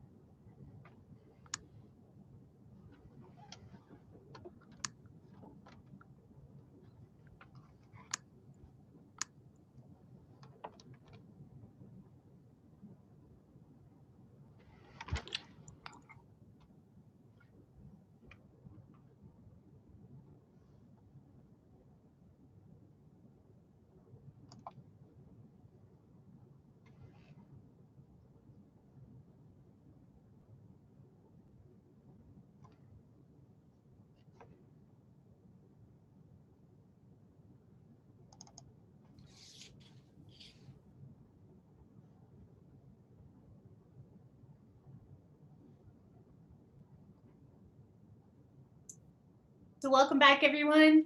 Kyle's a meteorologist with the National Weather Service in Anchorage. Gosh, he's worn a lot of hats in his career, including being an avalanche forecaster down in Glacier National Park and at the Bridgeport Avalanche Center. He's been commissioned in the Air Force as a weather officer, and he holds a degree from the Snow and Avalanche Lab from MSU. We're also really lucky to have him as an instructor at Alaska Avalanche School, and thankful that he's always checking Alaska backcountry ski addiction, because occasionally things come up and it's helpful to have a forecaster pop in and comment. So welcome, Kyle. All right, thank you. I'm gonna share my screen here. Can everyone see and hear me? Thumbs up. That looks great. Okay, I'll get started. All right. Thank you, Melis, for having me on again. So I'm gonna have a two-part talk here. I'm gonna finish with my traditional, winter weather outlook for the 2020 and 2021 winter. But I'm gonna start with talking about online weather resources and how different sources out there that you can use to improve your operational weather forecast. So in Alaska, we kind of have a love-hate relationship with the weather. When the weather's good and the snow is good, this place is awesome, right? If you plan it right and you nail a weather window, you're loving life. The problem is when it goes bad, it gets bad real fast. And anyone that spent time up on 14,000 foot camp in Denali knows what I'm talking about. It can go south real fast. So my goal of this first part of this talk is trying to provide everyone with a framework of how you can improve your operational weather forecast using different sources and using kind of a top-down method. And it's what we use in the Weather Service. So where does everyone get their weather from? Well, I would assume 95% of people here check their phone every day, looking at whatever app is on their phone. There are so many apps out there. It's overwhelming at times, and I think there becomes a lot of confusion of where their weather forecast comes from. There really is only like 3 or 4 different models out there that the weather apps are pulling from that are free and available that you're going to look at. So there aren't people in there typing in a forecast that's going right to your phone unless you're using like Weather Service or K2UU weather app. These apps are all computer models. They're not these companies are not located in Alaska, so there's really no tailored information for Alaska that's being edited by humans. But they provide good information generally, and you can get a decent forecast from it. But just be aware of there's limitations. Other people might not look at weather forecasts; they might just look out the window and decide I'm going to go out today or I'm not going to go today. Other people, like Florida man here, likes to go out and embrace the suck. They say, the weather is no such thing as bad weather, just poor choices of clothing. But I think the framework that I can provide here can be of value when you're trying to plan a trip into the backcountry. So let's start. We use this thing called the forecast funnel, and really what it is you're starting large scale and you're narrowing down as you get closer to your trip or to your outing. You're narrowing down the scale you're looking at. You're going from hemispheric regional 1 to 2 weeks out, and then going almost down to the slope scale the night or the morning of. And that's kind of the framework that we're going to use here. So 1 to 2 weeks out, what do we have? What kind of options do we have? There's not a lot. There's not a lot of skill in deterministic weather models past a week, and that's pushing it. So what you can look at when you're looking, maybe planning a trip 1 to 2 weeks out, is look at the Climate Prediction Center, CPC. They have these seasonal, monthly, and weekly trends, and what they're going to show you is the probability that the temperature or precipitation is going to be above or below normal, if it's going to be wetter or drier. This kind of gives you an idea of what kind of pattern we're heading into, but not necessarily the specific weather on the ground that you're going to see. After that, actually, let me preface something here. There are sites out there that will put out a weather forecast for 90 days in the future. That's complete junk, and please understand climatology is actually going to verify better than a weather model 90 days out. Some weather models, they'll put out forecasts out to 2 to 3 weeks. This is a 16-day snow forecast from the GFS model. These are for entertainment purposes only. Please don't post 16-day snowfall forecasts on your social media page because the model showing Turnagain Pass is going to get 3 feet of snow in the next 2 weeks. This is not going to happen unless you're extremely lucky. There's way too many variables to make a forecast at that type of time frame. But what we can look at are major and large scale features, the general pattern. And I really like this site down here, tropicaltidbits.com. I use it all the time when I'm not at work. A bunch of other meteorologists look at this site too. And one of my favorite maps or this chart is this 500 millibar chart. And what this shows is kind of the large scale pattern. And I look at the ensemble models. Ensemble models are a bunch of models that have slightly different starting points and they have slightly different ending points. And when those models begin to agree with each other, then you can really, you have higher confidence in the solution. So, 6 to 10 days out, we can start looking at these long wave patterns. You've seen, are we going into a stormy pattern? Are we going into a dry pattern with a big ridge of high pressure building over us?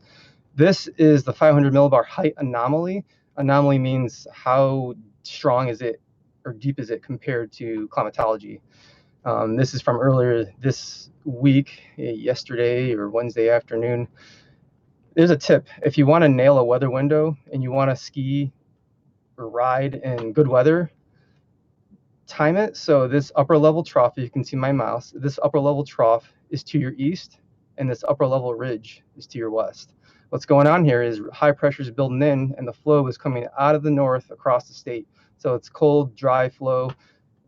What happened this past weekend, it was nice and sunny out, cold, but good weather. If you wait until this ridge axis is overhead, you're going to have clouds and precipitation moving well ahead of the next system overtopping this ridge.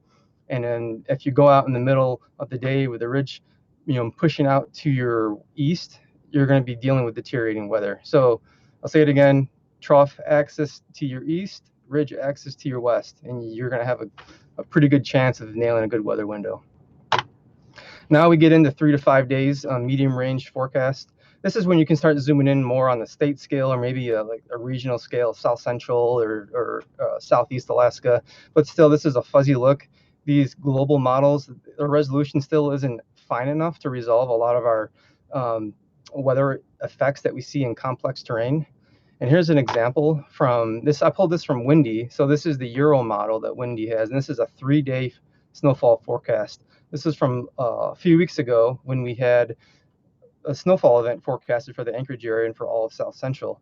Well, the Euro model and the GFS model are both showing big amounts for a lot of places in South Central, especially those in sea level. Guess how much snow these places received during the storm? Big goose egg, nothing. Why was that? Well, we had a little bit of warm air move in ahead of the storm that these models couldn't resolve, and they're bleeding out colder air from grid spills that are maybe over the mountains, so it thinks that the temperature is colder than it really is. So you would have been pretty disappointed if you were to take this European snowfall forecast from Windy, hoping you're going to get 2 feet of snow in Whittier, when in reality you just got 2 inches of rain.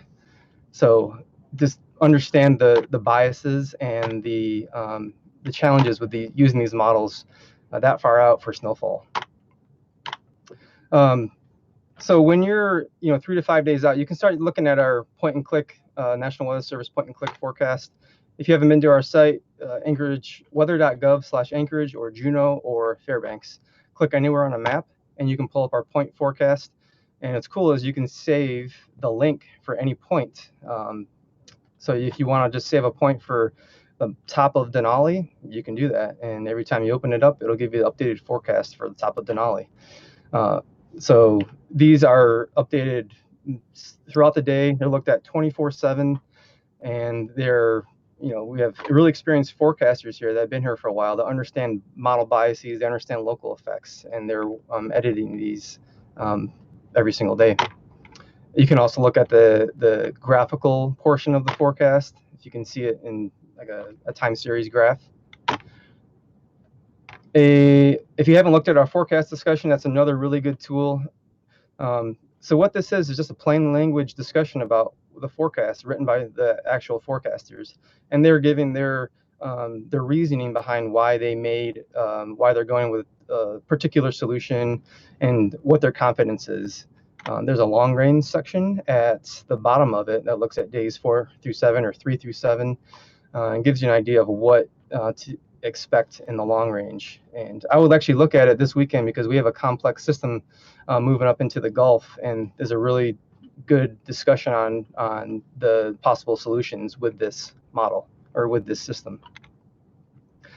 Short range forecast. All right, now we're 1 to 2 days out. We can start looking at higher resolution models, and these models are really good at depicting local effects, especially in the mountains. So this is the HER model, and this is showing the wind forecast, and you can see the wind being funneled through Cook Inlet. This is a northerly outflow wind event. Winds are being funneled through Turnagain Arm, through Whittier, and out of the Kenai National Forest mountains through all the bays here. You're not going to see this in the global models. Now, it doesn't necessarily mean it's going to be 100% accurate, but it's going to give you a more precise idea of wind or precipitation, especially in complex terrain. 1 to 2 days out, you can start looking at our mountain recreation forecast. If you haven't seen that, you go to our page and go to the Avalanche section, South Central Mountain Forecast.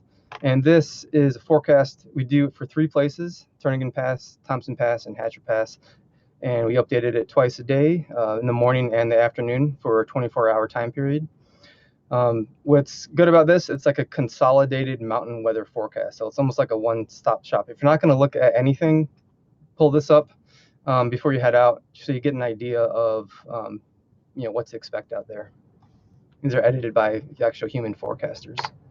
So you're heading out maybe the night of or the morning of. What do you look at? This is when you can start looking at satellite and radar data, weather station observations. You can make a nowcast.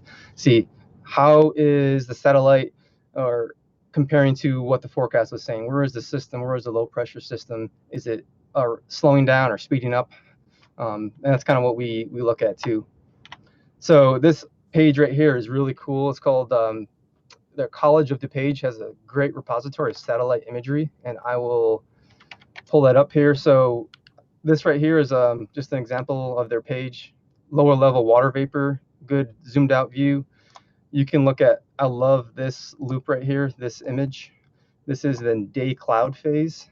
And what you're seeing here is the green represents snow over the mountains, and the pink represents higher level clouds, and the kind of pale blue color represents low clouds. So you can see we're kind of socked in over the Cook Inlet region, Susitna Valley, and the Anchorage region with some low stratus. But if you were to go out to, say, Valdez or the upper Susitna Valley or even Homer, it's clear.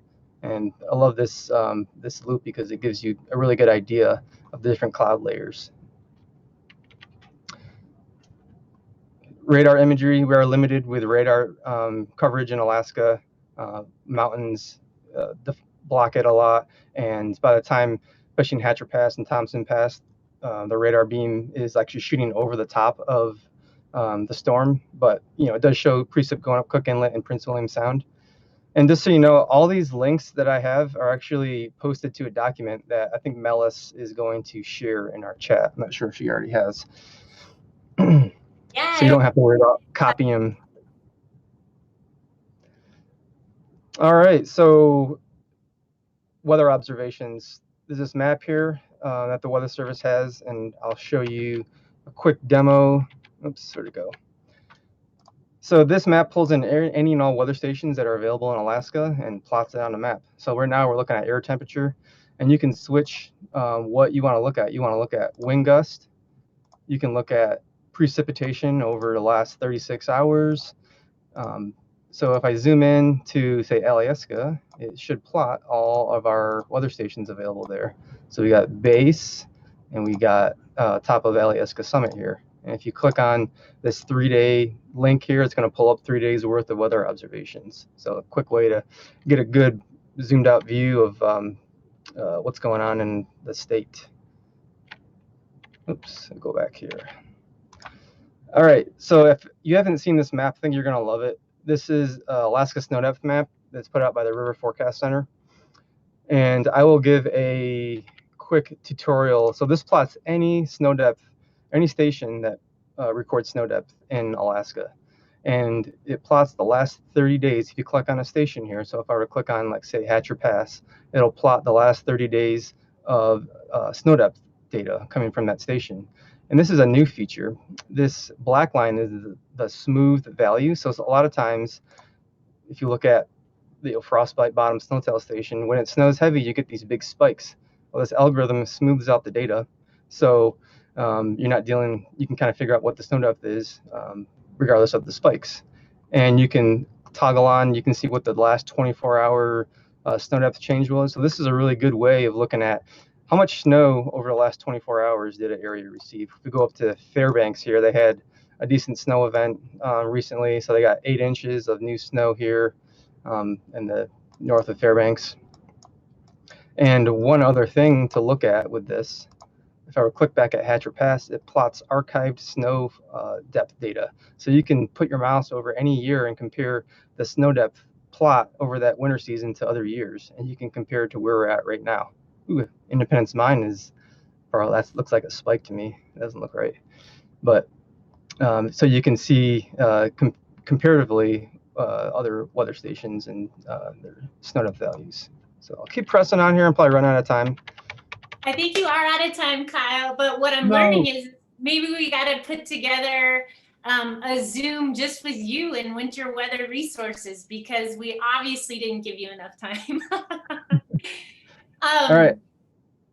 Can You want me you, to push through the winter weather outlook real fast? yeah, can I give you just like 30 more seconds, and then we'll have Yep. you do your Q&A in the chat box. Sure. Okay, so I will push through this, what happened last year. So this year, we're heading into a La Nina event. I'm sure everyone has heard we're going into La Nina. So what does that mean? The CPC put out this outlook.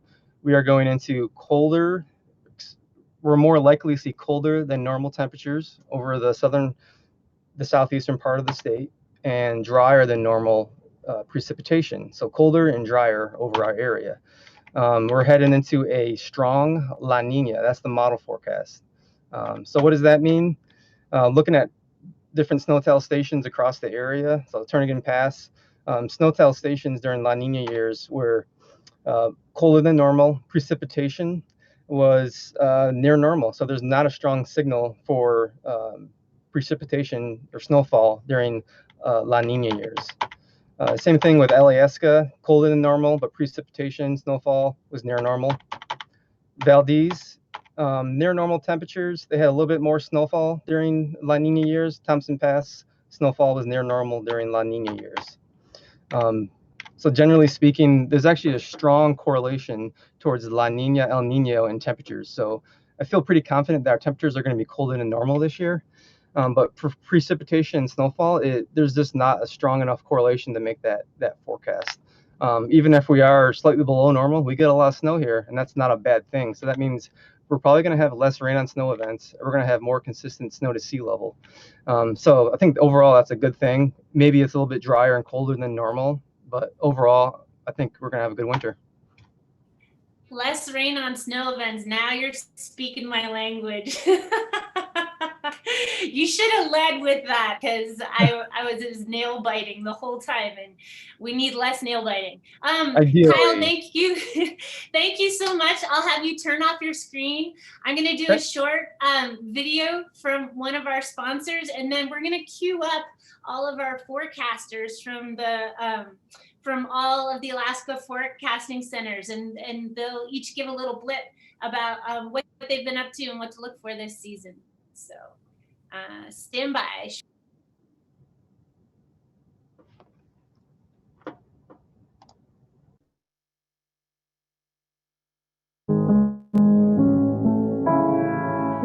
Try this trick and spin it, yeah. Your head will collapse, but there's nothing in it, and you'll ask yourself, where is my mind? Where is my mind? Where is my mind?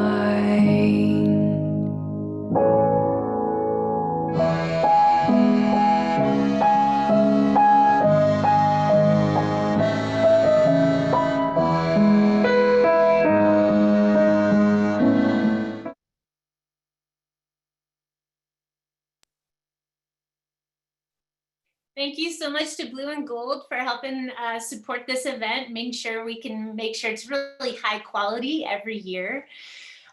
You all probably saw as part of your tickets that you received exclusive discounts to Blue and Gold for 20% off one item. There's a few restrictions there.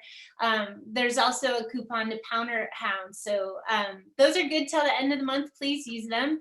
I'd like to bring all the forecasters up. I was trying to ignite some video cameras and microphones, but we know this is going to be a big year in the backcountry. I can tell you at Alaska Avalanche School, we've just seen this historic enrollment in our courses. Most of our courses are sold out or waitlisted until March, and we're trying to bring more education products online, because it's really important that people that for various reasons are not doing as much out-of-state travel, and so investing in themselves and in winter sports makes a lot of sense.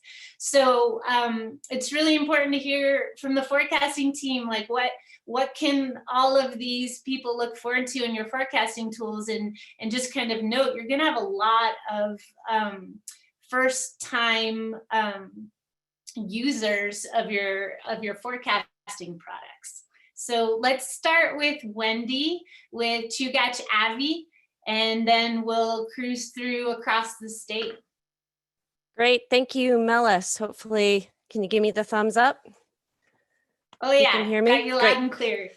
Great. Well, I could have watched all these speakers so far all day long, and I'm anxious for the questions that Kyle gets in the chat box. So thanks to everybody for being part of the SAAW, and Melis for hosting, and Ola for co-hosting. As you said, we are expecting quite a busy backcountry. I think that's across the board, not just in Alaska, but everywhere else. Updates we do have for the Chugach National Forest Avalanche Center is we are going to be fully operational. We are continuing with our staff of 3 full-time forecasters. So that is our lead forecaster, Olaf Johnston Bloom, and myself. And then we also have a new forecaster this year, Andrew Schauer. And Andrew is coming up from Montana, but he has he's very familiar with Girdwood and Turnagain area and has been skiing and riding there for quite some time, especially the spring times he's been coming up. So we're excited to have Andrew on board. He comes with a master's in snow science from down in Montana at MSU, and he did backcountry forecast down in Montana last winter. So look forward to seeing him in a couple of weeks when he gets up here.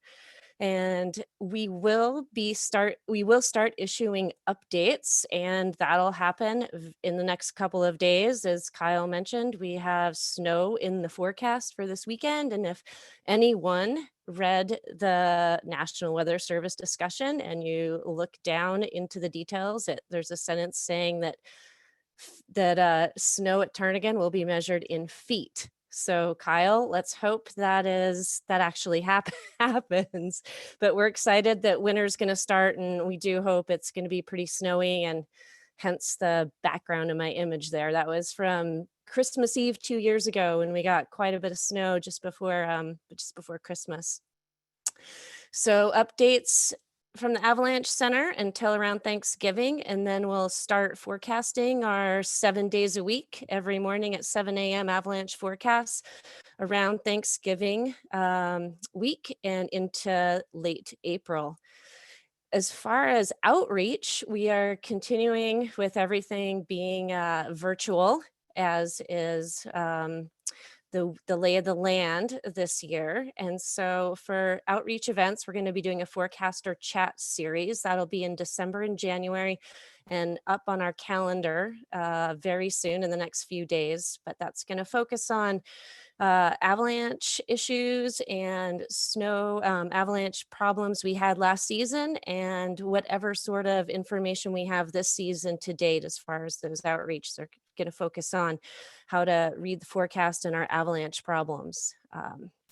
What else do I have here? The Friends group, I think most folks know, but we have a nonprofit group called the Friends of the Chugach National Forest Avalanche Center. They provide 50% of our budget. And so our Avalanche Center is a partnership between the Forest Service and our nonprofit Friends group. They are also going virtual. And if folks haven't heard, they are doing their fall fundraiser that's usually at the Beartooth, but it will be virtual, and it's the Snow Stories 3, and you can find that on our website or Facebook page. And quick shout out for everyone that filled out the survey. The Friends group did a survey last month, and we had a great return on that. And also thank you to everybody for supporting your local Avalanche Center. Thanks for supporting our Friends group and for all the other groups out there that need your support. And we're going to be hearing from them in a second. I just have one final note coming back to the busy backcountry that we're expecting and a lot of new users out there. And just a reminder of our backcountry ethics, watching out not only for ourselves and our groups, but what other groups you might be riding around or skiing around if you're in the same piece of avalanche terrain. And we already know that things get busy on a sunny weekend at Turnagain Pass, and they could be even busier. And so keeping our heads on a swivel, not only for us and our groups, but for other people that might be out there. And please pass your observations now that we're getting another storm. We've already had observations come in for Hatcher and other places in the Front Range. And now that we're getting more snow, please, if you're out and about, let us know what you see out there. And thanks a lot, Melis. That's all I have. Thank you so much, Wendy. Jed from Hatcher Pass Avalanche Center is up next. Hi. Thanks for bringing us in here, and thanks to everybody to put together such a great conference. Really look forward to it every year. Different format, but here we are. It seems to be working pretty well. My name's Jed Workman, and I'm the director of Hatcher Pass Avalanche Center as one of 3 forecasters. And our season typically runs from mid-November to mid-April. But we do get a lot of snow early season typically and avalanches, so we do provide sporadic updates when conditions warrant it, and you've probably seen some of those on social media. You can find our information, and I'm going to just try to switch over to my screen here. It should help out. See if I can do it. Did that work? Yeah, we got you. Great. So there's a bunch of information for one, how to get in touch with us. Hit us up at the info at email anytime. And those are our Instagram and Facebook social media accounts, as well as our website listed right there. So make sure to bookmark that. Great new hire this year. We have part-time assistant forecaster Jake Keyes. He comes from the Alaska Avalanche School. Many of you probably know him, and we're really excited to be working with him. He worked with us a little bit last year as an observer, and now he's on the payroll again part-time. And we'll be providing our standard weekend forecast, and then a midweek condition summary, which has come and gone through the years. But with Jake now working with us, he is going to take on that mission. And then you can expect to see more weekly professional observations, which is always a really popular facet of what we do. Let me move on to another slide here if I can. So recent conditions up at Hatcher Pass, people have probably seen some of the observations coming through. If you haven't, please go to the website and see that. It's a great collaboration between the Friends of the Chugach and ourselves to provide a place for people to share their personal observations as well as the forecasters' professional observations. So it's really a great resource. It's very popular. Please get out there, take a look at it, and provide your observations too.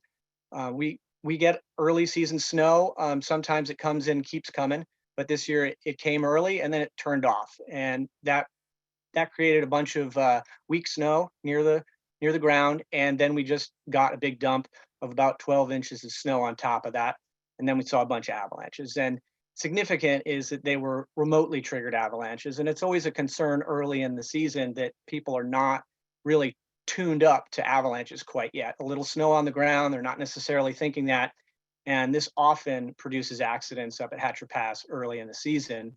Luckily, no one was caught in any of these avalanches that we know about, and they weren't monstrous in size, but they certainly are big enough to bury, injure, or kill. And looking at this weekend, we're seeing the NWS forecasting 10 to 15 inches of snow coming in late Saturday. So we could end up with a repeat of this. And really important is to recognize that these avalanches were being triggered remotely. And so that sensitivity is something that can catch you off guard. It's hard to predict no matter you're a forecaster or not. And so it can be pretty dangerous. So let's expect another weekend like that coming up. We should be providing a little bit of an update as that storm's coming in. So stay tuned. These are some new signs. This is going up at a specific location called 16 Mile Road Run. And this is a location where there was an avalanche fatality last year, unfortunately, of a young 17-year-old. And that accident summary is up on our site if you want to peruse through it. It's pretty amazing story.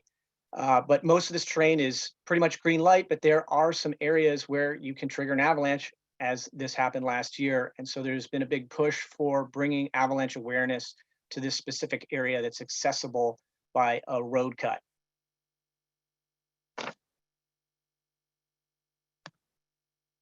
And I'm just going to end that. Hi, there we go. Just a couple of last comments we had.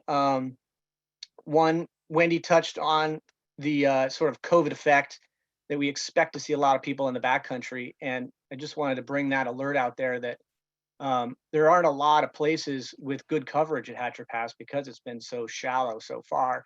So everybody's really been concentrated to the same terrain. Plus you add a whole lot more people trying to get out in the backcountry, and you're just putting too many people into these tight little zones. So we just need to get the word out and share that and have everybody be careful so that we have a fun, safe winter ahead here. Big update from our board is that we're working with the Matsu Health Foundation on a 4-year development plan for sustainability. So this is a really big move for our organization. We're really proud of it. And we're working with a woman named Hillary who seems really amazing and has already brought a lot to our organization. So we're very excited about that. One challenge this year with the COVID will be we won't have our annual fundraiser that's an in-person event. So we're having to make some adjustments. And we don't have a huge team. So we don't have a lot of big plans going on and bringing Zoom events in and things like that. So we're very dependent on your individual donations as well as corporate donations and business partnerships. So if you know of somebody or you're willing to press that donate button, please do. It's really important this season.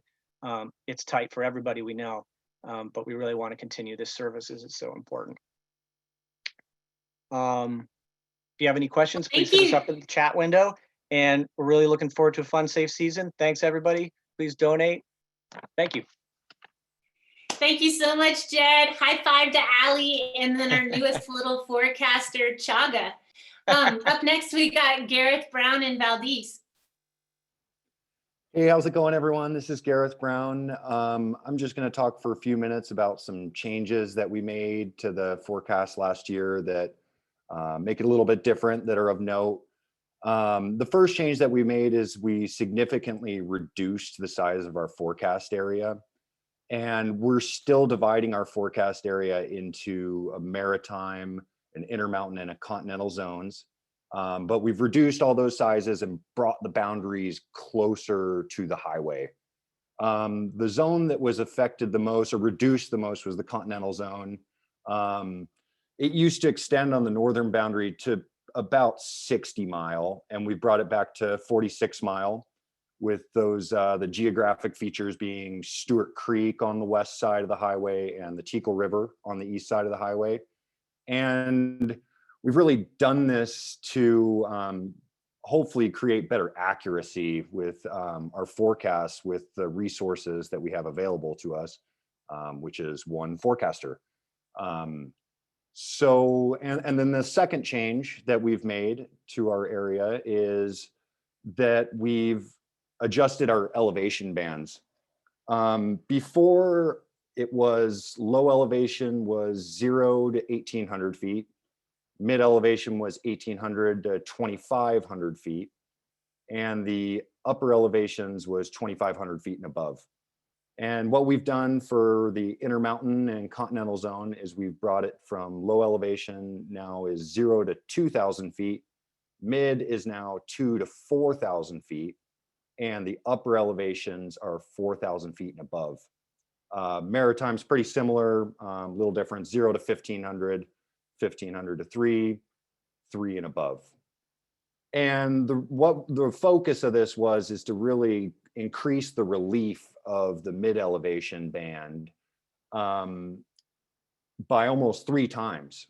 So, and the reason we did this is it's not uncommon for us in that mid elevation band to have persistent weak layers develop that are either less significant or maybe even non-existent in our upper elevation bands for various reasons. A lot of times when we have rain events, our rain snow line will fall in there. Exposure to wind during wind events. A lot of that terrain is very exposed to wind. And also when we have big inversions, a lot of times the top of our inversion lays in there. So we can have a lot of funny layers develop in there. So when that situation arises, we can better speak to it, create a better product. The Valdez Avalanche Center, and that's basically those changes. And we've hopefully, we can improve our forecast with those. Also, the Valdez Avalanche Center is funded by, it's a community-sponsored organization funded by the city of Valdez, and they have agreed to support us again this year. So that's great. So we will continue once we start to reach threshold snow levels at the road or avalanche threshold levels, which seems like might be coming real soon. And that's about all I have. Thanks so much, everyone. Thanks, Gareth. Next up, we have Hoots, and I'm gonna share my screen so you can see some of his images.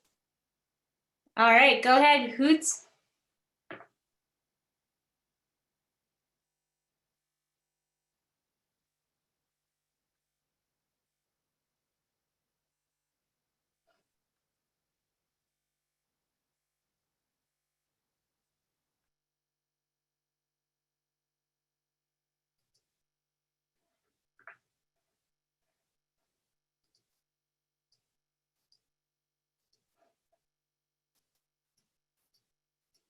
Huh, does anybody, oh, you're right here. Ask to unmute.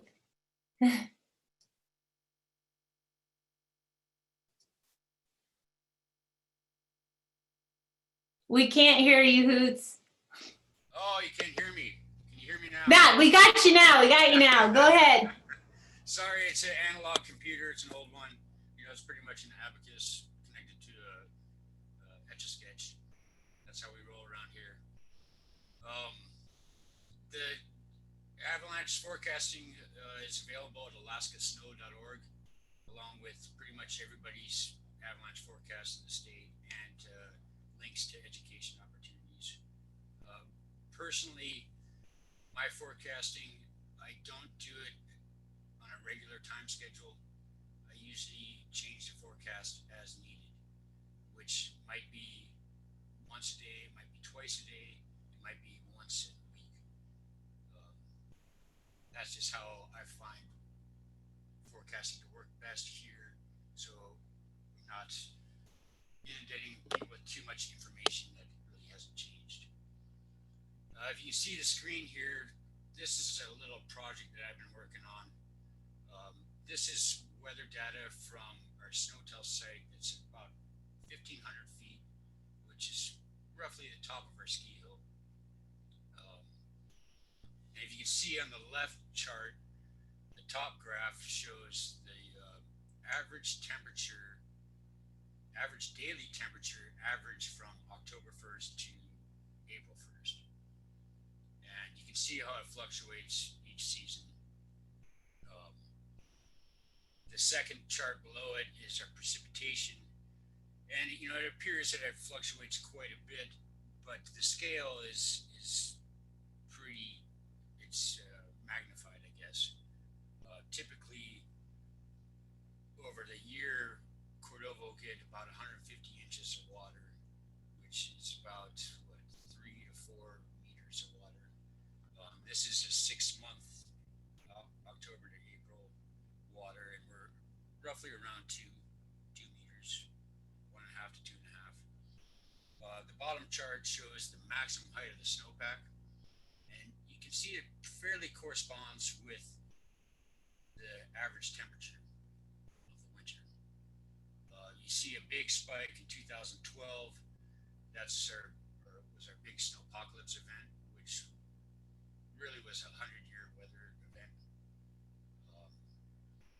And then if you look over to the chart on the right, this is a 5-year average of the same data. And you can see that, you know, it smoothed things out, and especially the precip, you can see it's pretty flat. It's pretty consistent. But you can see the temperatures have increased for most of this time.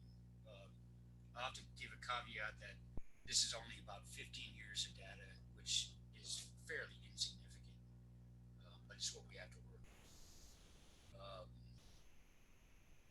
The big thing I'd like to point out is the linear fit to the temperature, which on the, I can't even read it now, but on the, it's between 0.2 and 0.25 is the slope of that linear fit, which suggests that in 100 years, our temperatures are going to increase 20 to 25 degrees degrees Celsius average winter temperature, which would be a balmy day in Alaska. If you go 400 to 500 years, then our average winter temperature is going to be the boiling point of water, which I've joked about that we need to come up with some new avalanche definitions. One being the scalding slab, and the other being the steam blast. But more importantly, I don't think that's realistic. Climatologists have talked about maybe 4 degrees Celsius increase in 100 years. 2 to 4 is what I've heard, not 25 degrees Celsius change. So what I'm expecting is that our weather trends are going to get colder, so that it'll flatten out that slope. And I think that goes in line with what Kyle was saying about we should be getting a colder winter. You can see it in the last winter, it already started to dip and bringing the 5-year average down as well. And hopes just. Well, thanks for that, Hoots. We appreciate what you do. This is kind of the rapid fire part of the session, so I want to make sure we keep. Hope everybody stays safe. Thank you. And then next we're going to Eric and Haynes. Hey, everybody. Thanks, Malice. I just wanted to start with a little bit of information about Haynes and who we are. We've got some world-class skiing and snow machining here, and a really nice balance between the stormy weather on the coast and some of that Arctic dry cold in the interior. We have 3 forecast zones, kind of like Valdez. We have a maritime snow climate. We have another zone that's in a continental snow climate, and then a zone halfway between the two, which is more or less an intermountain climate. So we have a lot of variety here, and there's forecasting challenges that come with that.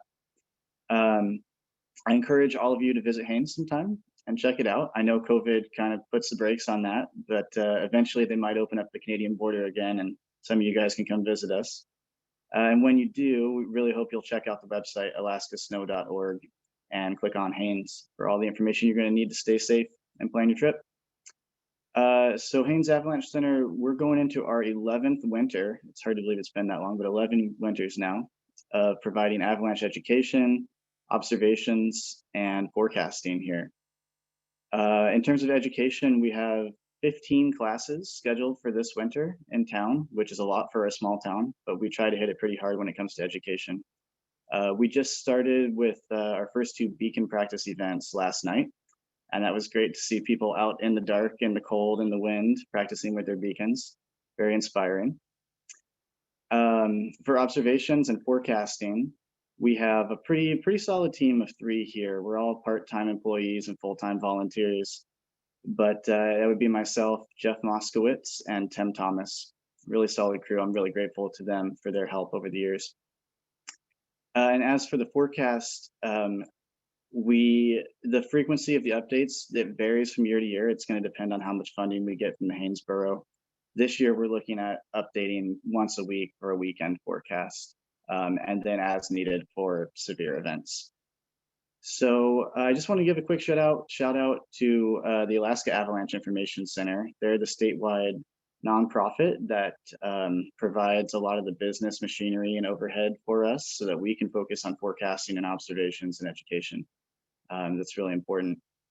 And of course, thanks to all of our sponsors, our supporters, our members, our contributors, and those of you at the statewide level who have supported us over the years. We really appreciate all the mentorship within AAIC and outside of it as well. So thank you, and thanks to the organizers of this event. We're kind of isolated here in Haynes, and it's good to be on this call with all of you and be in touch. So thank you. Thank you, Eric. It's so nice to see your face and hear what you guys are up to. We're going to end with a very new forecasting tool or website. Mike James is going to talk about the Coastal Alaska Avalanche Center.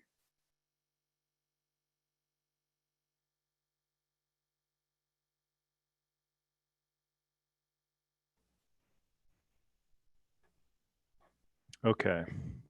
Guys, let me just share my screen real quick. You guys see that okay? Yep. Okay. All right, yeah, so real quick, we're starting a new center in Juneau. It's kind of been in the works for a while. It's really kind of a continuation of the Southeast Alaska Avalanche Center that Bill Glued started some years ago, just kind of hitting the reset button on things. Nonprofit, basically we're just trying to get information out there and set it up as a central place to go for information.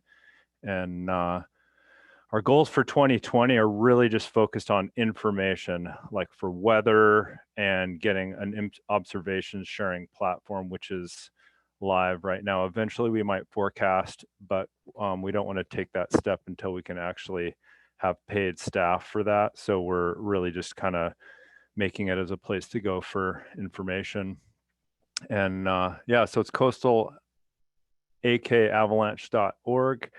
And check it out. The observations platform is up here shortly. We should have weather station data, like a weather map with weather station data. And that's kind of the focus of it. And we already partnered with the local Devil's Club Brewing Company, because what Avalanche Center shouldn't have a partnership with the local breweries. So check us out on Instagram and Facebook. And yeah, there'll be more to come down the road, but that's it for now.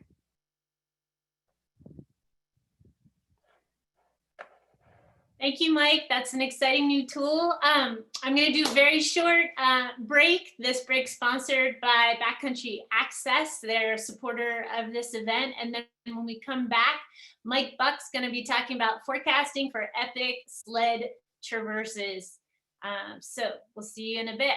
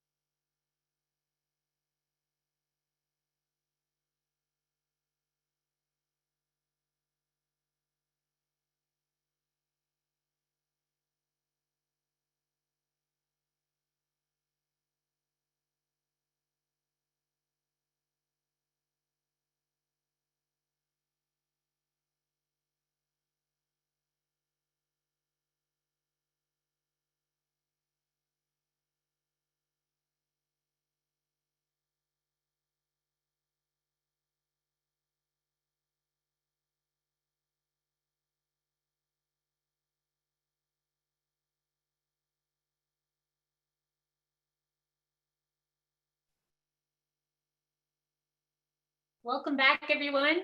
It's my pleasure to introduce Mike Buck. Mike's lived in Alaska since '78. He spent, 34 years in Valdez, working as a teacher, working as a guide, helping with local search and rescue.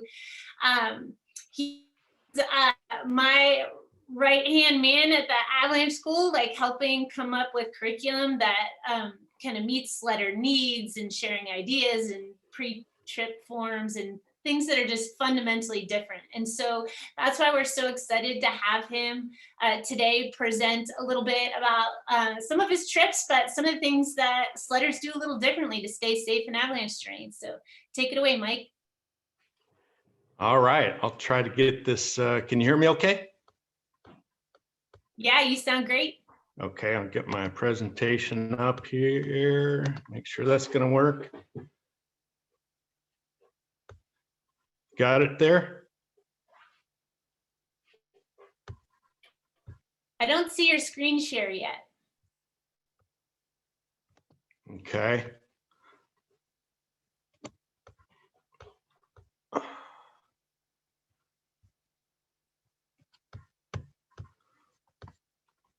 Well, But I see a lot of fun toys in your garage. yeah. All right, so let's see, share screen, there we go.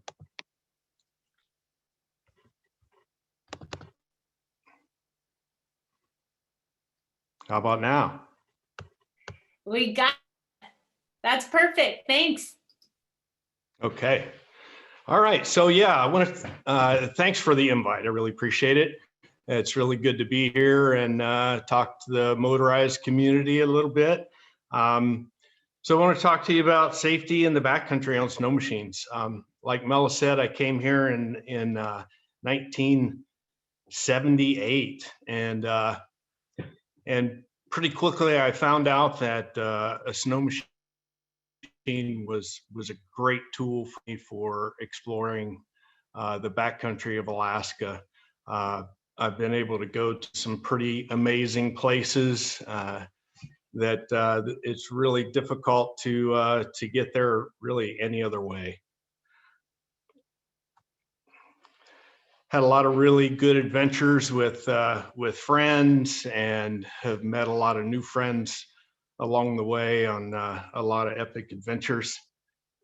And then I've spent a lot of time in villages teaching snow machine backcountry safety to folks out there, and just have met some amazing people doing that, and just heard some incredible stories about survival and those kind of things out in the backcountry. And I end up learning a lot myself when I'm out there talking to these folks. Spent quite a few nights in shelter cabins out in Western Alaska and in the Arctic, and they can be a lifesaver for sure. This picture was taken of a group of muskox about 100 miles north of Nome on one of our trips, and we saw them from quite a ways away. We got up closer, and they gather up and put their babies in the middle to protect them. Well, we found out about a half an hour after we saw them that they weren't really gathering up because of us, but because there was a pretty horrendous blizzard coming in. So we spent about the next 5 hours finding a little dot on the GPS, which was Serpentine Hot Springs, which is really an oasis for us, and we ended up spending a couple days there. But it was pretty treacherous. You can see the rocks and terrain around there coming over the mountain in the dark, pulling about a 300-pound sled behind the snow machine. It got a little bit dicey there. So the rewards are high, but the consequences of a mistake can be pretty severe.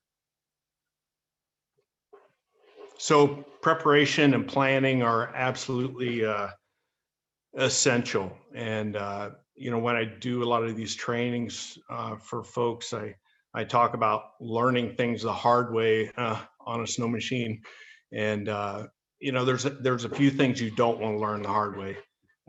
Traveling in avalanche terrain, you definitely want to have some training before you're heading out there and getting yourself into dangerous situations. The machines that we have these days, right off the showroom floor, you've got 150 horsepower, a 3-inch track, and you can take those things pretty much anywhere you want to go. So really important to get that training for avalanche terrain, or, especially glacier travel, if you're going to do that, absolutely essential to have some skills and practice those skills. Once you've taken that training, it's really important to go out, practice those skills with your team, make sure that people that you ride with have good skills, and you can keep people out of trouble.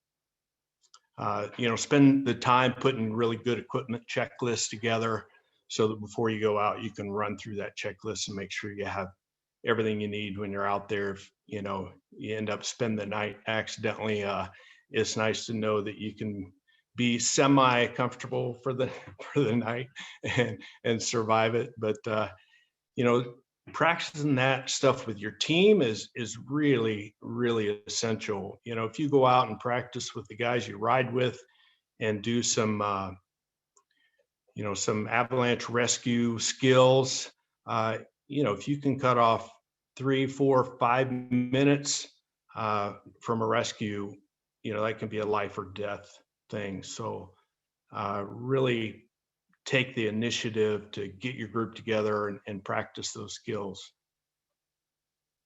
And then coming up with the ride plan, absolutely essential to do the work and make sure that you've got a good plan.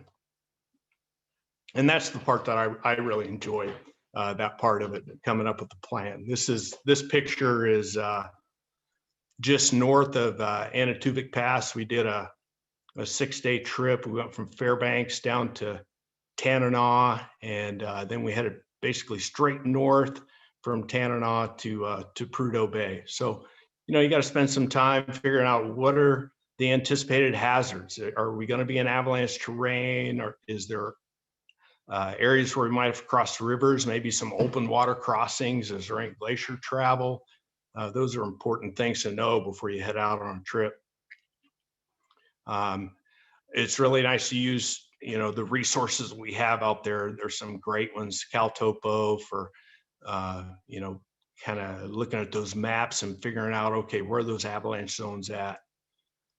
Making gear choices, calculating how long it's going to take you to get from point A to point B, the distances, amount of fuel you're going to use. Those kind of things are super important to figure out. And a lot of times if you're doing a expedition type trip, you're maybe getting together with your group beforehand and sitting down, even 2 or 3 times before a big expedition like this one we did.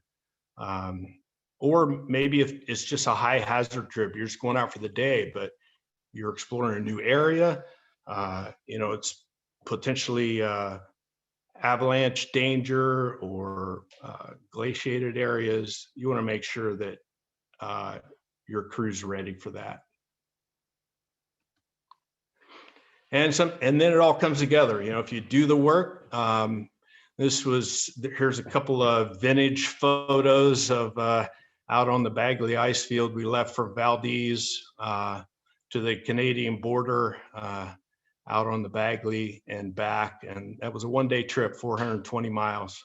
Left early morning, got back late at night. And fantastic trip. We had a plane fly in and brought us fuel. It was a pretty amazing trip. Done that one a few times. So you want to gather as much intel as you can. Like I mentioned, there's great resources out there, weather sites, avalanche forecasting sites, other riders, social media, calling lodges ahead of time, or communities that you're going to be going through. It just depends on where you're going, what kind of resources you might have out there. But those are all things you want to gather as much information as you can before you head out.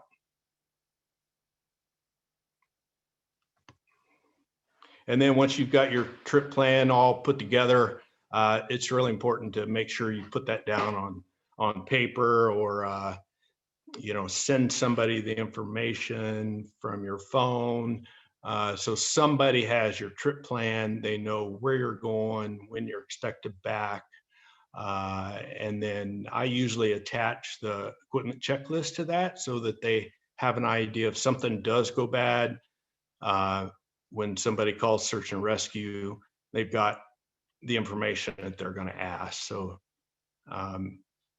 Department of Public Safety has a trip plan online that you can pull up, and basically what you're doing is filling in the blanks of the information for your trip, and it's basically all the questions that the troopers would ask if somebody was overdue. So it's good to have one of those filed with somebody that can kind of keep track if you're not back when you say you're going to be back. And this is one that I'm super passionate about. Having a really good trailhead meeting, no matter how long your trip is. You know, if you're just going out for the day, going out for the afternoon, or you're doing an expedition type trip. I carry a little laminated card in my pack, and I pull this out and I go through it before we hit the trail. And it's just a quick, easy thing. It takes 5-10 minutes to run through this, but it puts everybody on the same page.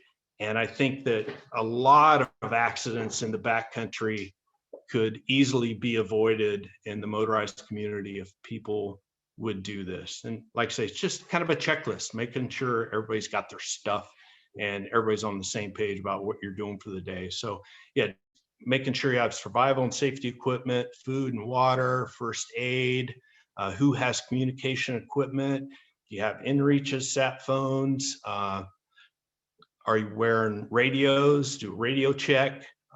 Hand signals are really important. Even though you may have radios, you really have to have some good solid hand signals that everybody knows what they are, and you can use those in case of a quick emergency. A hole pops up in the river, or whatever. You have to be able to signal the guy behind you so they know what the dangers are. Talk about your route plan, your rally locations. You filed the trip plan with somebody, the ride level for the day. And I used that kind of as like the Whitewater scale, a 1 to 5 scale. 1 would be basically kind of trail riding, and a 5 would be, complex terrain, maybe avalanche terrain, potentially glaciers, or really difficult riding required. And then another one I used quite a bit when I was guiding snow machine trips was just a stoke check. And I use that as a 1 to 5 scale too. 1 being low, 5 being high. When you're ready to take off and go, you're all stoked, you're ready to rock and roll, you're at a 5. And then, maybe if, it's a little late in the day, you're not feeling so good, you're a little tired, maybe you're down to a 2, might be time to head home. But it's an easy, quick way to check on your folks. Just say, hey, what's your stoke level? And you can do it in private, or you can do it as a group. Travel protocol, who's lead, who's sweep, how are you going to handle your protocol? And I'm going to talk a little bit more about that one on the next slide. And then time plan breakdown. Everybody understands, what the time plan is, when we're going to be turn around to head home, or when we might have lunch, those types of things. You go over the avalanche and weather forecast, just make sure everybody knows what that is, emergency plan, and then make sure everybody's got their probe, beacon, and shovel. Do a beacon check, and then any other gear or topics that may be pertinent for the day. If you're traveling on glaciers, somebody's got crevasse rescue gear. Well, multiple people would have that. So anyhow, just a quick, easy thing to go through, and I think it alleviates a lot of issues. Rider protocol, I think, if you apply these things to a lot of the avalanche deaths that have occurred in the backcountry with snow machiners, this could alleviate a lot of those. You need to have an accountability system, so you keep track of each other, stop prior to entering any danger zone, avalanche zone, discuss your approach to the hill or pass you may be going through, one at a time in the danger zone. And then everybody else is, at the bottom with eyes on that person. And you do a radio check to make sure that, nobody's going to be on the radio, and that person that's on that danger slope can hear you if something would happen to occur. So write a protocol, I think, is absolutely essential that everybody's on the same page. And then build the day as you go. Test slopes with your machine along the way. Identify instabilities that may exist by testing low consequence slopes with your machine. We travel, we may travel 100 miles, 200 miles, 300 miles in a day, and you're going through so many zones. You just don't have the time to really stop and evaluate one zone. But if you're entering a serious area of avalanche terrain, you better know what the snow conditions are. You better test those low consequence slopes and understand if there is any instability there. So some of the testing techniques that we use with snow machines, you find a 30+ degree slope. It's not big enough to bury you, but it's big enough that you can try to get some reaction out of it. And we use the track of these snow machines. You can cut really, really deep into the snow. So you go ripping across the side and you get it up on edge. And we call it a ripsaw cut. And you just dig that track in as deep as you possibly can, going across the slope, see if you can get anything to move. Small jumps off the top of the slope onto the slope and hit it, with some impact. I call that a top hop. Just impact that slope to try to get something to happen. And then you want to stop and observe those ripsaw cuts sometimes. You cut across the hillside, you can have a trench 3 or 4 feet deep, and it's real easy to go back up there, stop, and take a look and see what the layers are. Do a hand shear test and see if anything pops out. It'll give you an idea of any instabilities that might be around.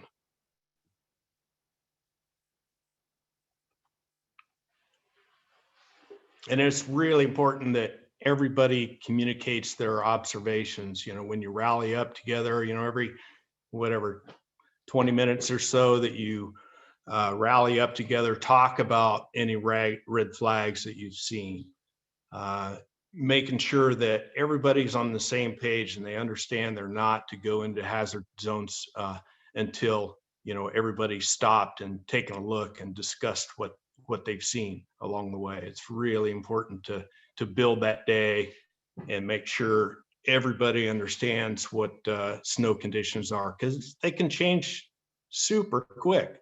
We had a class here down in Valdez a year or so ago, and we stopped at the top of the Santa Glacier, and we had a really good day. Everything was really stable, and I told everybody, hey, we're crossing the Tonsina Glacier next, and on the saddle on the other side, it can be a completely different situation over there. So we're gonna have to reevaluate the snow. And we went across, stopped for a small break, and I started to head down the valley and remotely trigger an avalanche about 200 yards away. And everybody was pretty impressed, and it really brought home how things can change in a hurry. Just 2 miles difference, the snow was completely different. And then you really want to prepare your ride out skills. If you ever caught in an avalanche, you want to know what you're going to do on your machine. And that's why it's really good to test small slopes and try to trigger avalanches and see how your machine. I've been in an avalanche accidentally once in my career, and just in the very edge of it, remotely triggered it above me, and I was able to outrun it. Wasn't a big deal, but I've been in probably 5 or 6 pretty good size avalanches I triggered on purpose, testing slopes. And I found some things that are really important about a snow machine. You want to make sure that you, first of all, if you're in one where there's any potential harm, you want to deploy your airbag, number one. But keep your momentum on your machine. If anything, the best thing to do is give it more throttle. And that's usually my initial reaction is I give it more throttle if I trigger an avalanche. Use your machine's power to power off of the slab. Stay on your machine as long as possible. I'm sure you've all seen videos of snow machines and avalanches and what happens and, the aftermath. Normally you're going to see part of that machine up close to the surface. But a lot of times you can accelerate out of the avalanche, off of the slab. But if you're in a situation where you can no longer control your machine and the potential of tumbling with the machine is a possibility, then you want to bail and get off to the side of that machine as far as you possibly can. You don't want to be tumbling with a 500-pound snow machine down the mountain. So the strength of your team could save someone's life. You really want to make sure that you know who you're riding with. You've vetted those people, you know what their skill level is. A lot of times I'll go out with new riders and that's fine, but you definitely want to have other experienced riders along on the trip to keep people out of trouble, to keep newer riders out of trouble. Protocol is absolutely, the number one priority, and it's really hard to get across to a lot of snow machiners because it's tough to do. You feel so much freedom when you're out there on a snow machine and you can take off and you can go just about anywhere you want to go.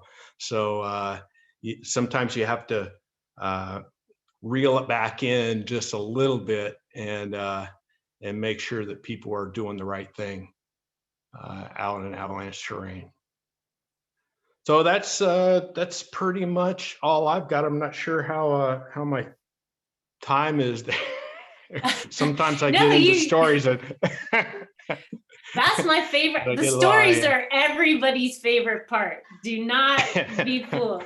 There is this trickle down effect from little time bleeds from other presenters. So I was just gonna sneak in one question from Tim Thomas in Haines, and he wants to know if you'll ride with him from Haines to Valdez.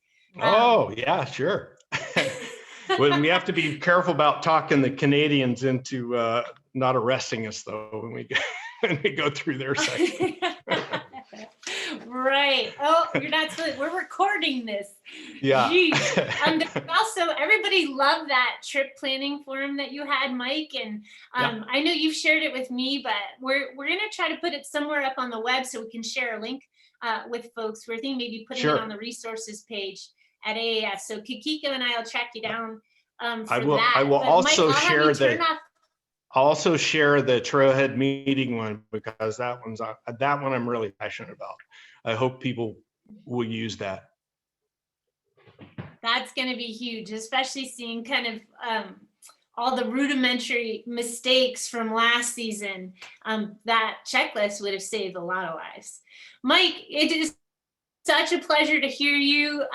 We certainly don't think about teaching about those ride out skills to the non-motorized crew. And so it's just a totally different perspective to look at this stuff. If you turn off your sharing screen, I'm going to introduce our next speaker. Katrine, she works for Cryosphere Hazard Scientist with the Alaska Division of Geologic and Geophysical Surveys. And last year she did a little on community snow ops, and she just wanted to give you like a brief check-in on what they do with the data and how you might use that data for your own planning. So take it away, Katrine. Thanks, Melis. All right, sound check first of all. You hear me okay? Yeah, you're great. All right. All right. Hey, hello, everybody. I'm here today just to give you a very brief update and reminder about the Community Snow Observations project. For those of you who are new to CSO, this is a citizen science project where we are targeting backcountry travelers like yourself to measure snow depth when you're out there in the mountains and record that and submit it to us via our partnering apps. And this is just a great opportunity for you to learn more about the snow depth distribution in the mountains and at the same time contribute very valuable data for scientific purposes. So why would you do this, you might wonder, and I want to quote our longtime ambassador, Sarah Carter here. Well, first of all, it's fun and it motivates you to get out. On down days, you could, poke around and measure snow depth and learn some things. But it is really a wonderful way to contribute to the community. The modeling and the work that we do with your data, we're hoping to feed back to you very soon and already doing. And it's also super simple to participate in CSO. All you need is undisturbed snow, a snow probe, which you probably have in your backpack already, and Mountain Hub downloaded to your phone. We also get data from SnowPilot. So if you're already using SnowPilot to submit snow profiles, we can get snow depth data from that as well. To give you a few updates here on our end, we now actually own the Mountain Hub app since a couple of months back. We haven't gone out yet with an official announcement about this, and that's because we're working on the back end on a few things, but the app is fully working. So if there are things with the app that you like or don't like, please let us know. We want to accommodate everybody's needs and make this a useful app, and especially for snow science purposes. We can now use a higher accuracy for the geolocation down to 3 meters, which is great given what it has been in the past. So please let us know if you have any requests there. Just a quick interruption, Katrine. If you're going through slides on your screen, you haven't shared them with us yet. Oh my goodness. Okay. But Thanks maybe you can just know. start on your current slide. Yes. Thank you. Okay. I will go from beginning quicker, promise. Hold on. Okay. I was talking about community snow ops. You heard that. We got the quote from Sarah Carter. How to submit data. We got undisturbed snow, snow probe, Mountain Hub app. We got that. Okay, we're at updates now. Apologies for that mishap. So currently we have 1 year left of funding from NASA, and we have just submitted our application for another round of funding. So please cross your fingers and toes that we get this award. It would make us, continue doing this project for another 5 years and on a better route to make this a more, longer sustainable project. And of course, you guys submitting data to the project shows that it's valuable and an important citizen science effort. So keep supporting us. We deeply appreciate it. Since the origin of or the launch of CSO, we have received 7,180 snow depth measurements in the United States alone, but we got measurements from all across the globe. And these measurements are used for snow hydrology modeling that I'm going to show you here next, but also for snow depth distribution mapping, some of those maps you saw from Mike Janes at Sneddisham and Juneau area. Snow depth measurements on the ground help us validate those data sets as well. So keep submitting data to us. Here we're looking at a snowpack evolution video. This is from one of our modeling domains in Utah. And you can see here over the course of the season, this is 2010, 2011, the increase and decrease of snow water equivalent in this mountainous region. And we have added a ton of new modeling domains all across the United States. And we have been modeling in Thompson Pass previously, and we want to add Turnagain Pass as well. So we are working on getting these animations to you also for several Alaska regions. And before I end here, I wanted to show you real quick. Here we have the Community Snow Observations website, communitysnowobs.org. And here we can look at tutorials and step-by-step instructions for how to get involved and submit data. But what I want to show you here real quick is the snow data page, the app where all the data gets in and what you can do here. If we go to show filters, you can look at observations based on date, depth, elevation, and we can use a polygon region to click and get a particular area. And then if we click on show analytics, these numbers will be updated based on that region that you selected. And from here, you can download the data. So it's a pretty neat educational tool. And so that's all I have for today. If you have any questions, please drop those in the chat box. Have very limited time for this presentation here. So please let us know in the chat box or send us an email through communitysnowobs@gmail.com. Thank you. Thank you so much, Katrine. It's exciting to actually see where all that data goes and how you use it and how others can use it. It's just such an important project. Well, Joe Stock, I'm going to have you turn on your video. And, you know, Joe's based in Anchorage. He is just such a wonderful guide to see in the mountains. He's pretty much always in the mountains. He has over like 50 trips in the Alaska range. And although he guides all over the world, Alaska is his stomping grounds. He started a business here with his good friends, Elliot Gaddy and Nick D'Alessio, Alaska Guide Collective. They do private tours in the mountains and avalanche education. And he's going to share some lessons learned from avoiding avalanches in remote Alaska. So take it away, Joe. Oh, thanks, Melis. Here, I'll try to share my screen.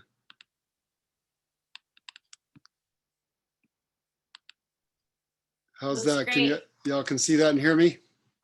Looks perfect. Okay. Well, I'm going to talk about avoiding avalanches in remote Alaska. I've been skiing in remote Alaska since high school and trying to avoid avalanches that entire time. So I'm trying to gear my decision making more towards the skill side and minimize the luck side. So this talk is about remote Alaska. So what I'm defining remote as being no forecast and more than a day from the road. What I'm going to present here is a framework for avoiding avalanches in remote Alaska and embracing uncertainty in these remote areas. And it's kind of interesting seeing Mike Buck's talk and so many of the similarities from what I'm talking about to how he does on snow machines. So a lot of my talk is based on like backcountry skiing and like flying into these remote areas or skiing for multiple days into these remote areas. And this is a remote work in progress. As many of you know, I'm perpetually questioning the avalanche problem and rethinking it all. So until I have it figured out, I'll probably never have it figured out. Once I do have it figured out, I'll start fishing or golfing or something like that. But I welcome your feedback and I'd love to hear from you. So please get in touch on email, or if there's time afterwards, you can send along a question. This is the framework I've come up with for remote Alaska. So it starts in the years before the trip over here with training, and then goes into the weeks and months before your trip with planning your trip. And then it goes to this backcountry cycle here of during the trip of observing conditions, forecasting avalanches, making route options and adding margins for safety. Okay, so the first part of that, training for remote Alaska. So first of all, you need fitness for getting around in the mountains. And you need some riding ability. So if you're going to these remote areas, you need to be able to get around. And then do a trip progression. So your trip into remote Alaska isn't a big step. So it's just a logical progression into this place that has no avalanche forecast. Then you also need the training.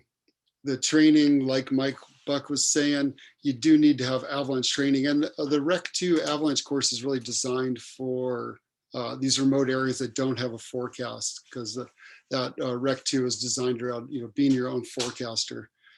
And also experience and practice. Experience is just adding data to your mental database, and practice is, well, it's really deliberate practice. It's hard, painful practice that, for example, would be like, well, practicing maybe like giving this talk. I had to work really hard to prepare this talk.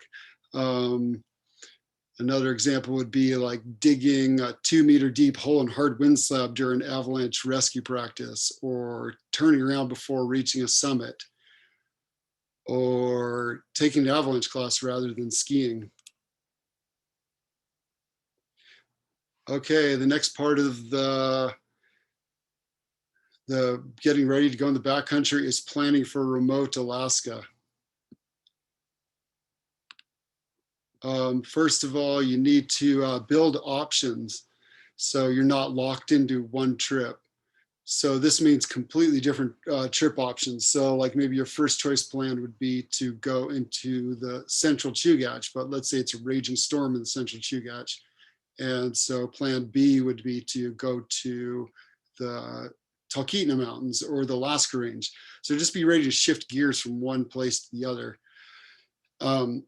And then researching conditions. There's a surprising amount of information out there for remote Alaska, remote weather stations, cameras, trip reports. Luke Mel's website has a lot of great resources. Pilots are some of the people that know the most throughout those remote areas. I rely heavily on them. I often don't decide where I'm going to go until the morning of, and I talk to the pilot because they have the current information, and we're often there leaning up against the airplane, trying to decide where we're going to go that morning. And then to try to forecast the avalanche problems you're dealing with before going out into these remote areas.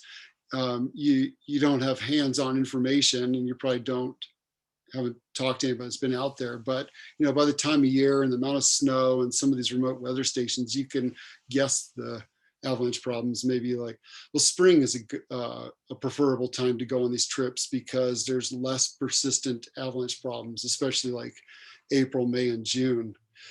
And then, as you all know, from living in Alaska, plans will change. Plans do not go as you design them.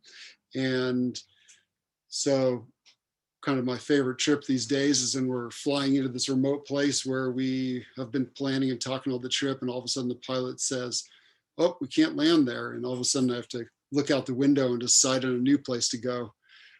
So it's just being ready for plans to not go as planned.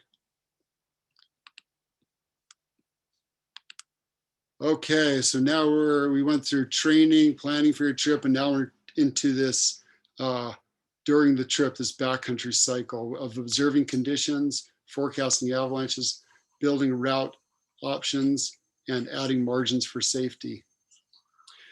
So tying this all together is this embracing uncertainty here. So we'll talk a little bit about that initially. So this, probably many of you have heard about Roger Atkins' strategic mindset. And this is, being in remote Alaska puts you firmly into the assessment mindset. And whereas up here you can read the typical conditions are a high degree of uncertainty about avalanche conditions, such as when encountering terrain for the first time of the season and entering new terrain. And then also getting used to saying, I'm not sure, because it's out there, you don't know. You don't really know what's going on in the site, in the snowpack, because you haven't been watching it all year. You don't have a detailed avalanche advisory. And then you also need a big margins for safety. Just in case you made a mistake, and to account for those margins, you need to take lots of observations. Okay, so now we're onto that first part of the backcountry cycle, observing conditions. So we're looking for red flags as we're heading out into the backcountry. Here we are first entering the backcountry, this time on an airplane, and we're looking out the window for recent avalanches, looking for wind loading.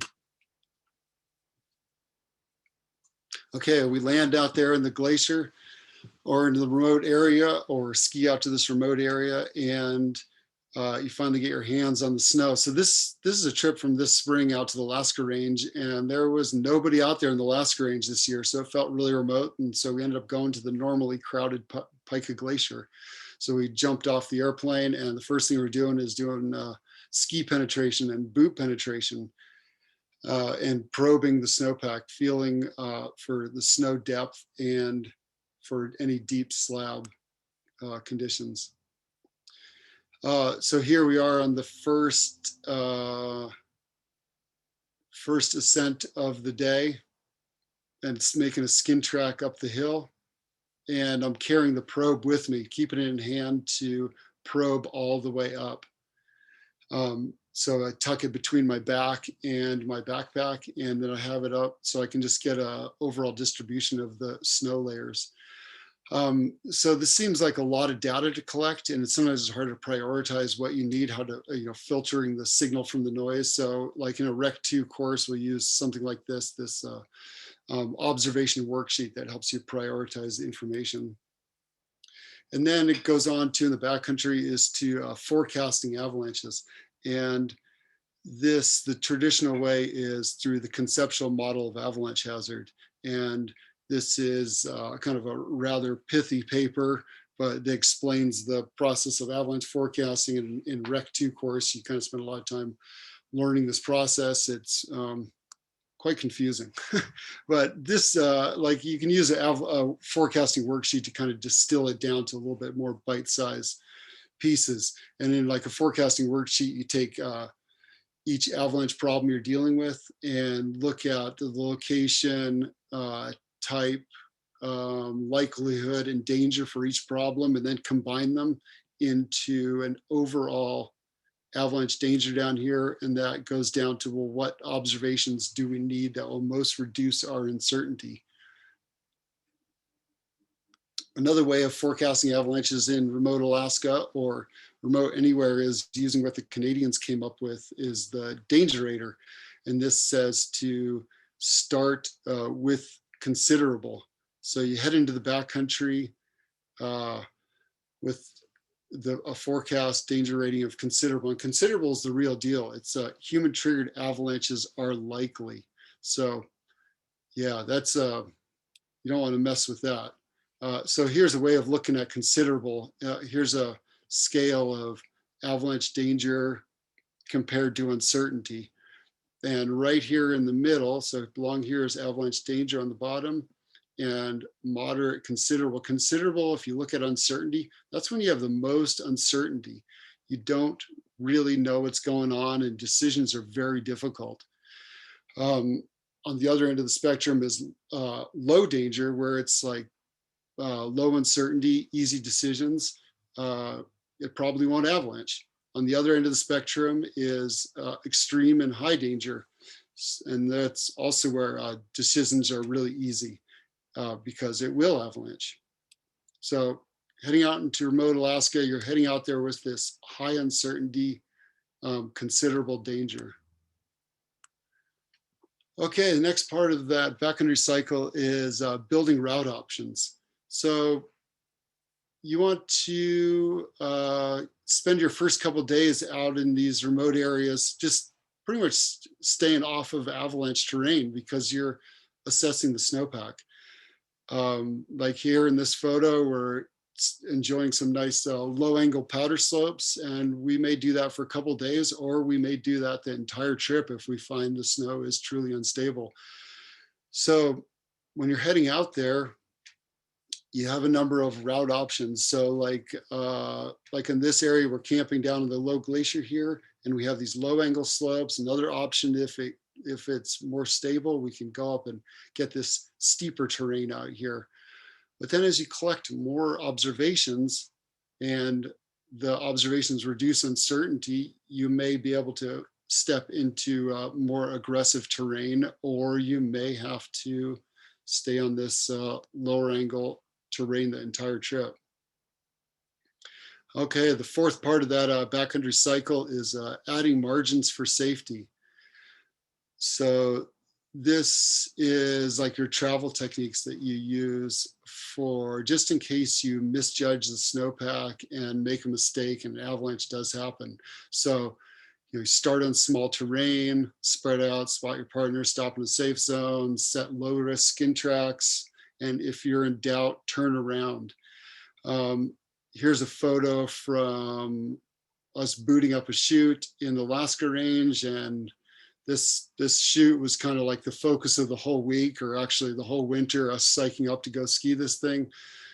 And it was all seeming good throughout the week. And we did a progression of terrain so we were ready for it, and all seeming good. And we got halfway up the chute, and the snowpack started feeling weird in this committing terrain. So we were in doubt, so we turned around and we felt good about it. And that chute's still waiting for us for another time. Okay, so often in these remote areas, people, they wanted to get into complex terrain and ski really interesting, challenging stuff, but it's not always okay. It's okay to get into this terrain when the danger is low, you've searched and found no unstable snow, and the entire group feels it's okay. Everybody's clicking and it's all feeling like it's go time. But other times it's not. Other times you just might stay on lower angle terrain. I figure it's like on these remote Alaska trips, I really nail conditions 1 out of 5 times. So the key to success is to enjoy every single trip out there, because it's remote Alaska. They're beautiful, amazing places. Even if it's a raging storm, it's still an amazing place. So we went through this remote Alaska avalanche framework, starting in the training, planning your trip, and then the backcountry cycle there. And it may seem like I've made this into a laboratory science experiment, but I like to, it's really fun. It's not a science project. It's just a part of being out there and thinking like the mountains and thinking like the snowpack. And, like I said, this is a work in progress. So I welcome any comments and any feedback, because I'm always exploring new ideas. So please get in touch. And thank you all for listening, and thank you for the extra help from Carl, Olive, Wendy, Kathy, and Keith. Thank you very much.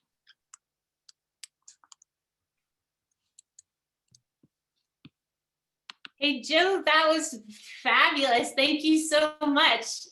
You covered a lot in not very much time. And I just love that idea of like, you start in this area and you don't know anything.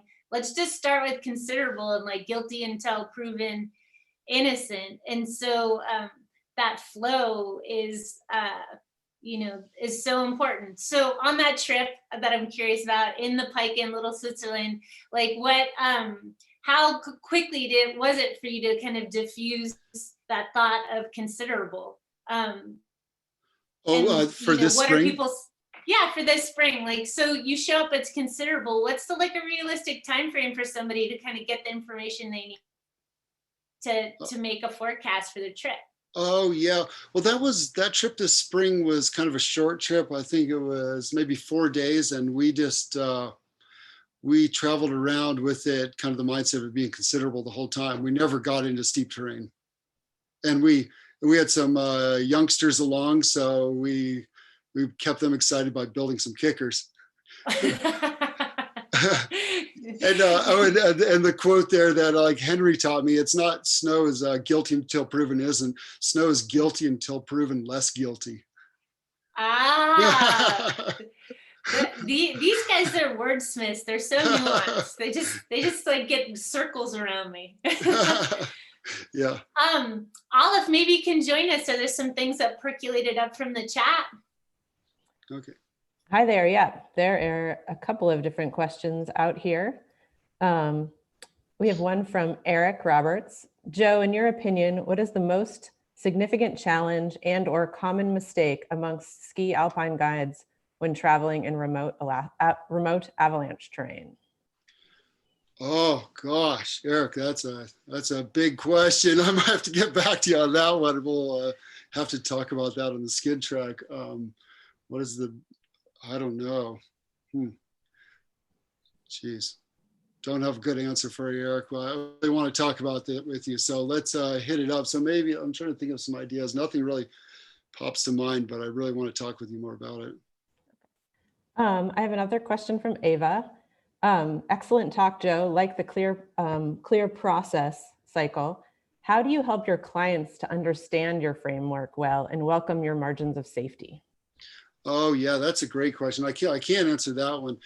So it's just like this managing expectations with the client. So it's like, you know, kind of like the worst possible scenario that you could imagine is like these Euros that have seen all these ski movies about Alaska and they want to come here and ski these spines and steep terrain. And I just, you know, tell them straight off, it's, you know, probably not going to happen, where it's not like the movies. This is reality.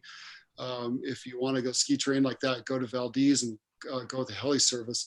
But so say it really depends on conditions and what the mountains offer us. Where it, you know, it all depends on the mountains. You know, and the backcountry, my clients are backcountry ski clients, and they're really in tune with the conditions. So I'm very, very lucky. I've had basically one experience I can remember. Elliot and I were working together. We had a big group from Holland, and they were very good skiers, but they just did not understand woofing and big avalanches and why we were staying on low angle terrain. But besides that, people are really in tune with it. There's a question here from Tim Thomas, kind of ties in with that. Where in that sort of flow that the progression you showed, where do you stress the control of expectations to your clients? Like, or is that just right off the bat? I guess, yeah, elaborate. Yeah, it's from the very first email. And it's the very first email. It's in every email. It's in the trip proposal. It's in like a pre-trip briefing.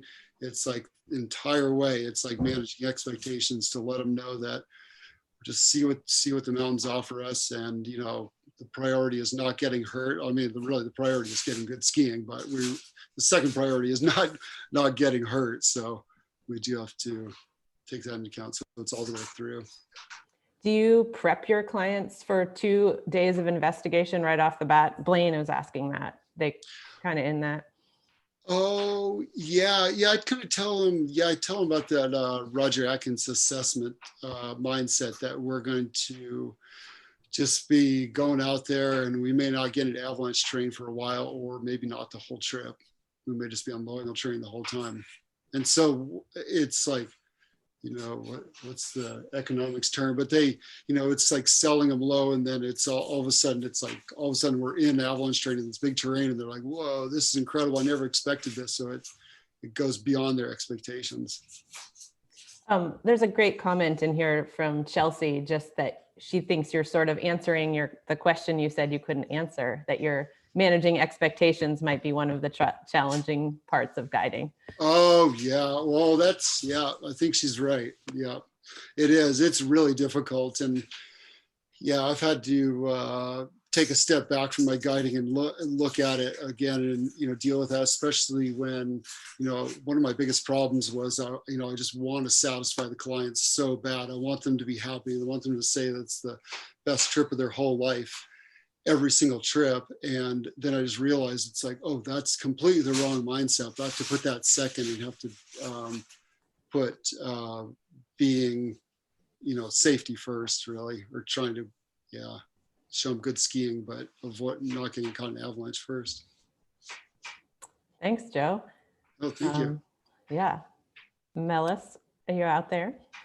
Yeah, I'm here just because I can by virtue of volunteering as moderator. I'm going to sneak in one more question. Do you notice any different pressures from clients that are climbers versus skiers and how seriously they take avalanche hazard and risk?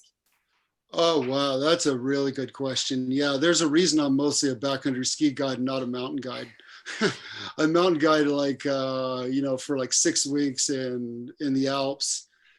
And then I have, a couple select trips I do up here with kind of return people. But, 6 weeks in the Alps about pushes me over the max because they're just so out of tune with the mountains. I mean, the amount of skills it takes to climb a mountain is so little compared to how much it takes to actually be able to ski a slope. So these mountain clients are really, really out of tune with the mountains. They haven't spent like, often my clients have, 10,000 hours of skiing in easily. And these mountaineering clients will have like, maybe 1,000 or 500, if that. So that's a big difference. Wow. Okay. Well, that's interesting because you get the difference between sports and then cultures. And I see Paul Winicki's following up and say, what about other differences, gender, age, and experience? But I'm going to let you follow up with that in the chat window. You all have been so generous with your time. This event has exceeded expectations, especially our own tech expectations of ourselves. There is a long list of people for me to thank, starting with the American Avalanche Association. They're the title sponsor of this event. The Friends of Chugach Abbey do a lot of the back end support for this every year, an incredible organization. I'm looking forward to the stories. All the forecasting centers, oh my God, making all those tricky decisions and keeping all those resources fresh and up to date and searchable and usable is just enormous. And so couldn't thank you all enough. Thank to all the attendees posting observations. If it's one thing we learned from Laura McGuire is really that that diffuse kind of data from multiple people and ideas and opinions is the kind of stuff that keeps us safe. Really appreciate Blue and Gold AK for offering discounts to our attendees, keeping the Stoke High, the snowboard community safe, Pump and Avalanche Education, Mammoth and BCA, Powderhound and Girdwood, thank you again for offering attendees discounts.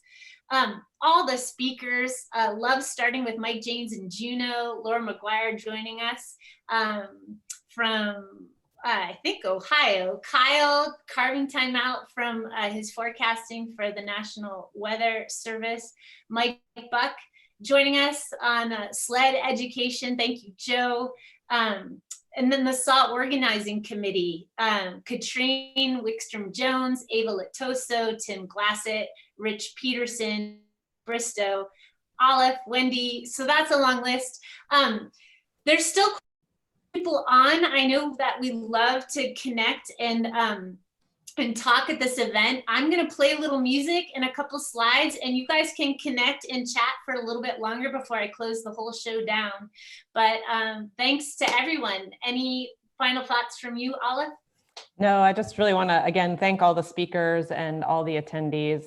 I think someone just wrote us a little thank you in the chat, and just the idea of like trying to keep community during COVID times. It's, I wish I was headed to have a beverage with everybody, but it's great to know you're out there, and we'll hope to see you out in the mountains this winter.